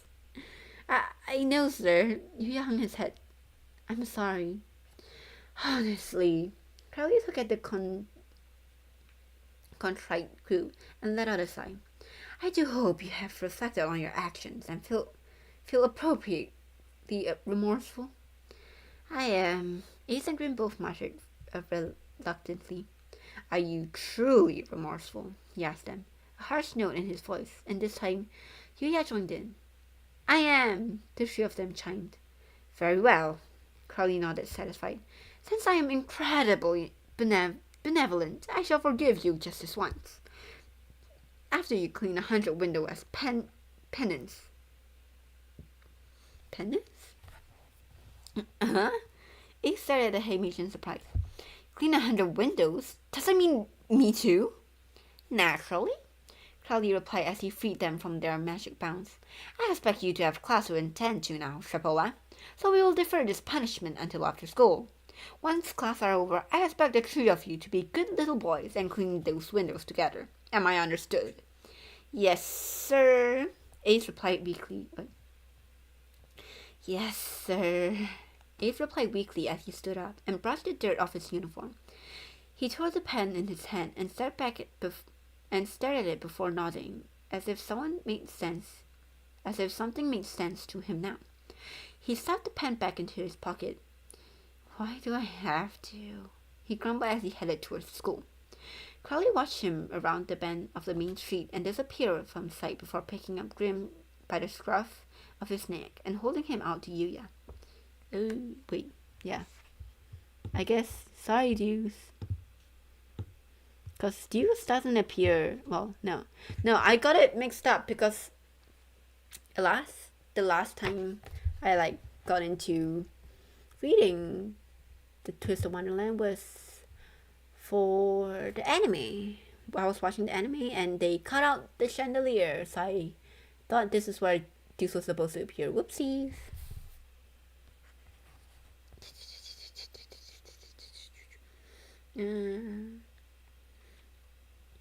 Crowley watched him around the bend of the main street and disappear from sight before picking up Grim by the scruff of his neck and holding him out to Yuya. You and Grim are to fulfill your janitorial duties, he said, then held out a finger. As per my previous instructions, you will clean the campus now, and later wash 100 windows with Ace. Quite a busy day to tidy you, for you, it seems. First day and now today, you cut it in for us or what? Grim protested. Yuya wanted to lodge in the same complaint, but he stopped himself with a sigh. He wasn't going to have an extra time to do research in the library after all. Finding the world he came from was going to have to wait a little longer, it seemed. Who was it? Who was it that kind of knew about the world? Was it... God, what's his name? Oogie Boogie. Was it Oogie Boogie that kind of knew Yuya's origins? Yeah, I think it was Oogie Boogie. Wait, people... Okay, anime onlys or... I guess people who only read main story. Oogie Boogie is... Yes, Nightmare Before Christmas is an event. Yeah. He appears as Yasified Oogie Boogie. And not a high schooler. Yay! As soon as Crowley was gone, the ghost came flying over. The headmage got really mad at us, you know. One of them told ruefully. Said we can't leave you all on your own when you only just got here. Sorry about that, another continued. We never dreamed you'd be this bad at being janitors. I'm not bad at it, Green growled. I mean, I'm not a janitor. What are you so angry about? The ghost asked, and Grim thrust a fist into the air. That mouthy jerk Ace was talking and talking about I'm some kind of failure, he complained. Oh, is that it? The ghosts glanced at each other and chuckled. Well, I gotta be honest here. It's no wonder. I mean, you guys are famous. You were the stars of orientation yesterday and everything, one ghost said. Ran into some of the school ghosts earlier. They couldn't stop laughing about ya. Say we got a couple of real lives.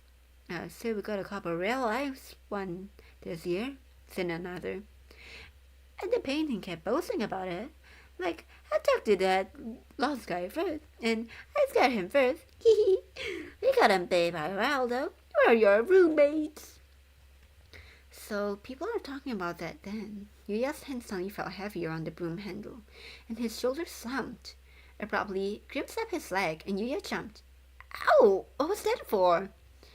Why didn't you say anything back to that stupid ace? Grim demanded, standing on an upside down bucket. His hands were crossed, and he was barely standing within striking distance of Yuya's head and shoulders, but the eyes glaring up at him were none the less fearless. This stuff he said to you were real awful, but you just grinned like an idiot. He even made fun of me, Kalaya. Should have sucked that guy right in the kisser.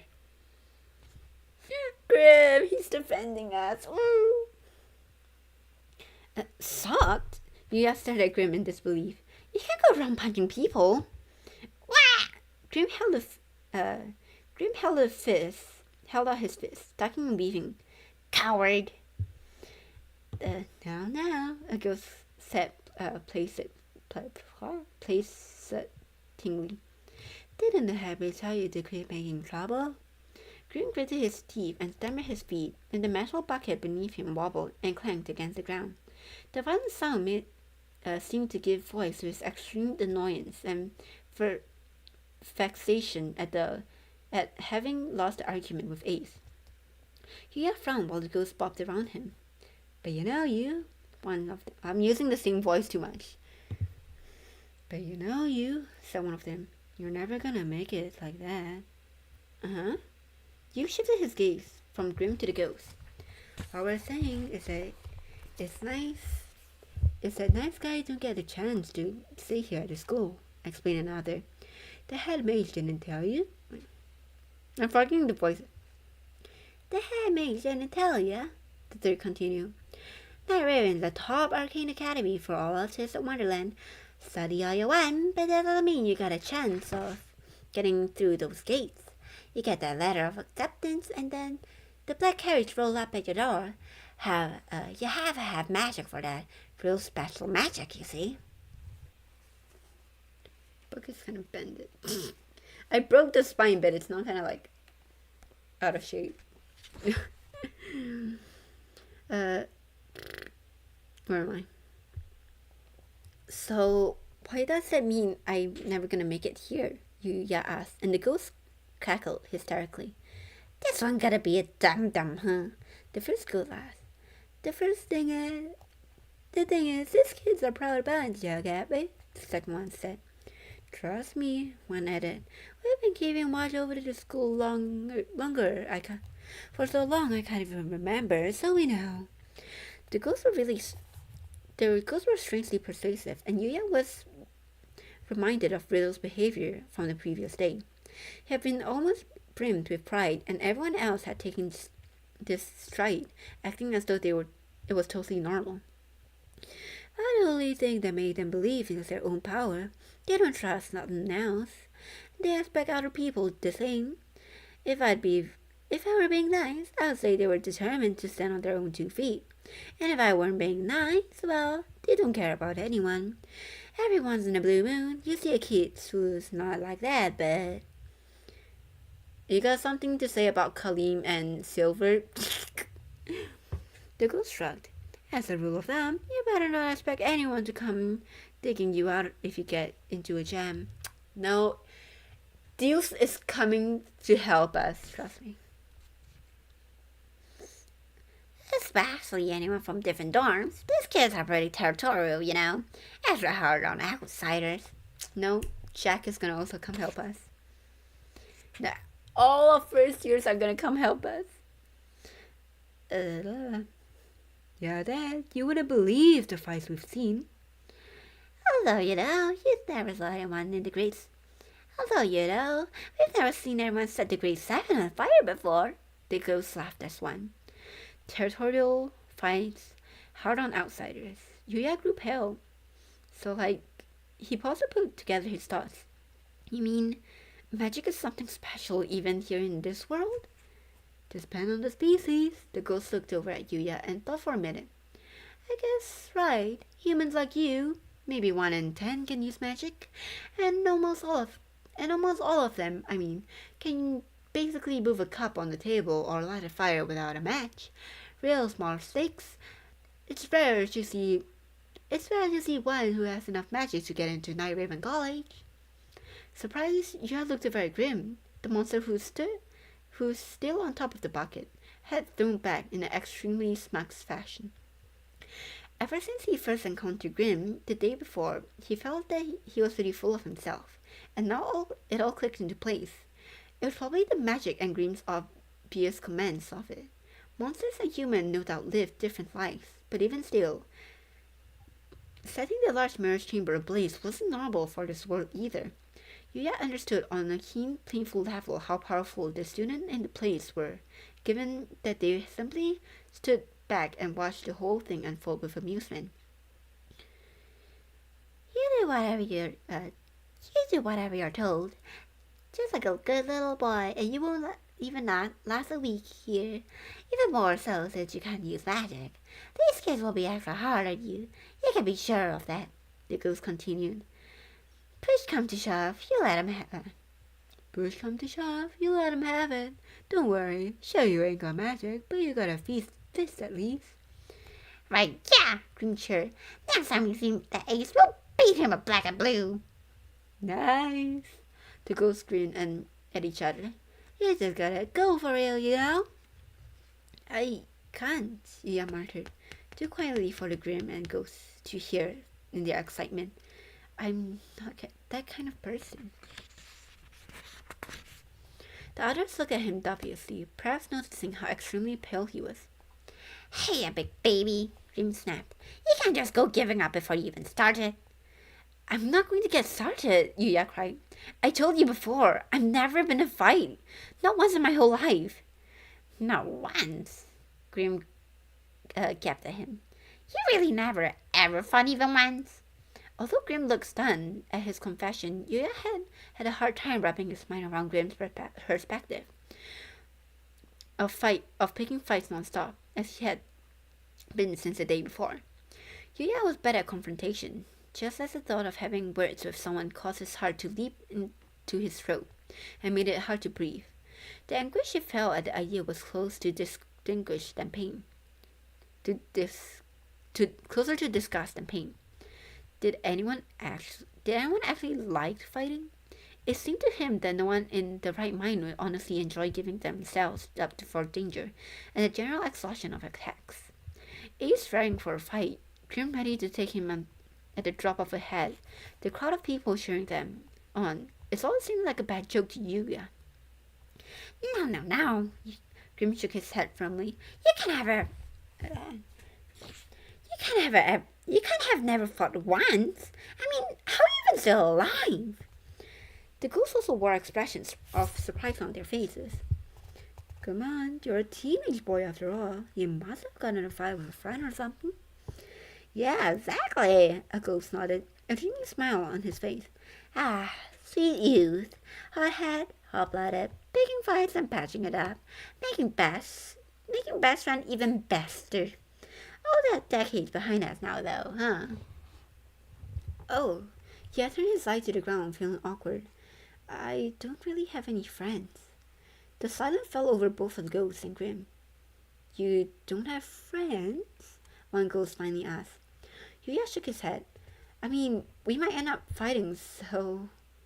Yuya getting close to someone made it more likely that he'd clash with someone, in which case the best thing to do was to keep a reasonable distance from everyone, so that he never had a difference of opinion with anyone. He was always hyper-aware of the potential for conflict, which led him to avoid any real connection. This is how intensely afraid he was of quarreling with people, which is why he had never had a true friend, not during high school or any time before. Isn't that sort of putting the cart before the horse? The ghosts looked at each other incredibly. Unbelievable. But you're so young. It's not like I've met anyone I've wanted to be friends with anyways, Julia told them, unfazed. You're gonna change your mind real quick about that. I lost where I was. Where am I? Julia told them, unfazed. I just don't want to fight. He didn't have any hobbies. He wasn't particularly passionate about anything. Plus, the root of all his conflict was ambition and desire. If he found something he couldn't let go of, he would no doubt be forced to fight someone to protect that thing. I mean, I don't even like to see fighting, he continued. I get so scared. My heart started pounding like it's going to break right in front of my chest. The only reason they managed to chase off the ghost last night was because of Grim. Yuya haven't been able to do much of anything. Grim had been the one to face him. Yuya was too aware of that. He'd been lucky. The thing just happened to work out yesterday. The best thing was not actually getting into a fight to start with. I'm begging you, Grim, Yuya pleaded. Don't pick up any more fights, please. My life gets shorter just watching. Grim raised a dubious eyebrow at him. Come on now, you can't be serious. You're a coward, a weakling. I'm just a regular, Yuya cried. Everyone hates fighting. You're the weird one, Grim. Your fuse is way too short. Regular? No one's gonna respect you talking like that. Shame up, human. Say what you want, Yuya replied. This is how I am, so... I mean, aren't they just fighting now, so... They're growing closer, huh? The ghost watched Yuya and Grim with amusement. Oh. But the way you talk with old Grim here, you sound pretty friendly. He gasped. Now that they mentioned it, it was easier for him to talk with Grim than other people. This was maybe the first time he's spoken so freely and comfortable with someone outside of his family. Maybe because it doesn't feel like I'm talking with a person? True. The ghost nodded. He doesn't look like a person either. So then the two of yous make a sweet team, huh? Another noted. We're not a team, Grim snarled. He's my henchman, a real delicate flower, high maintenance henchman. He sighed heavily, in a way in which at odds with his appearance, as if the weight of the world were on his shoulders. He seemed to have entirely forgotten that he himself was the reason that Hamish was angry with them. The bell rang in the distance, no doubt the signal for the start of class. The ghosts lifted their faces. Whoopsie, we got all carried away chatting, one of them said. Listen, word of advice, you gotta be hanging around the academy now. Watch out for them students. Remember, we warned you. Anyways, back to work, another said. We're all supposed to head back over there and clean since they gotta do some emergency repair on the Queen of Hearts here. The ghost pointed an apologetic Yuya towards the castle Ace had disappeared into. He passed through it with Crowley the night before, the main building of Night Raven College. He walked down the main street with Dream, and the ghost had climbed the stone steps leading up to the school. There was no hint of the sea air he sniffed the day before. Maybe his nose has gotten used to it. A pleasant breeze blew, making Dream's ear flutter gently. Yuya stared at the grey walls and black roof under the bright sunlight and almost winced at how imposing the building was. The longer he looked at it, the bigger it seemed. According to the ghosts, more than 800 students were enrolled into Night Raven College. It was about the same as, or maybe a little more than, the number of students at Yuya's school. He was a little surprised that there were so many, since he assumed that such a prestigious academy would only admit an elite few. But apparently the school had 4 grades, one more than Yuya's. It's pretty standard for Arcane Academy, said the ghost told him. He heard high school on 4-year system overseas in his world. He figured it was something like that and nodded in understanding as he grew short of breath climbing the long staircase. Although most 4th-years field work, another ghost noted, so those guys are hardly ever on campus. Don't even have room at the dorms no more. They're scattered all over the world doing live-in practisiums. The third ghost sighs. September's always so sad. Every year, all those goodbyes. Dorm rooms? Grim asked. He stopped and set his bucket down. So those guys live there too? Mm-hmm. The ghost nodded. Each dorm has its own special building. What? Grim shouted. I could have been living large instead of a run-down messy building. I hate that ramshackle dorm. The other ghost cheered. Ramshackle dorm! Oh yeah, I like it. That's a real charm. Yeah, perfect for our historical home. The ghost laughed. Now that we got a cool name, our building's #1. Rent 0, one of the ghosts said. Immediately occupant, okay? Comes with a yard, furniture, and ghost. Couldn't do without the last one. Grim grumbled. Ignoring him, the ghost pointed. Take a look behind you. Yuya and Grim both looked around. After climbing all those stairs, they now have an excellent view of the campus. That there at the end of Main Street. Those are the main gates. The ghosts indicate the large iron gates visible ahead.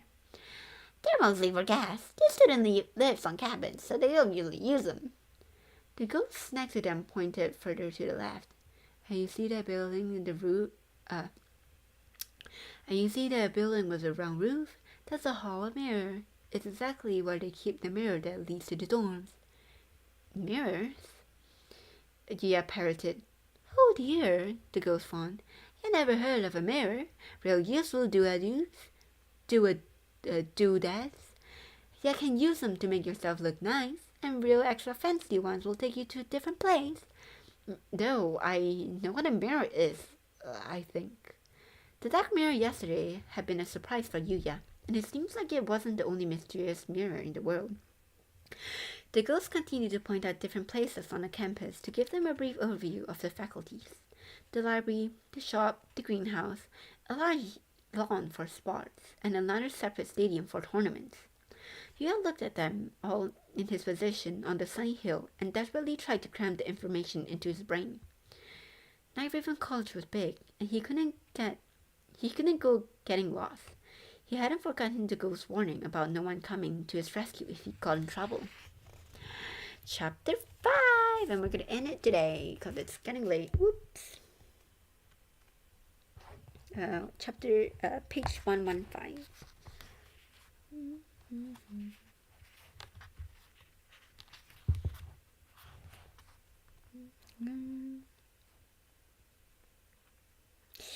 Chapter.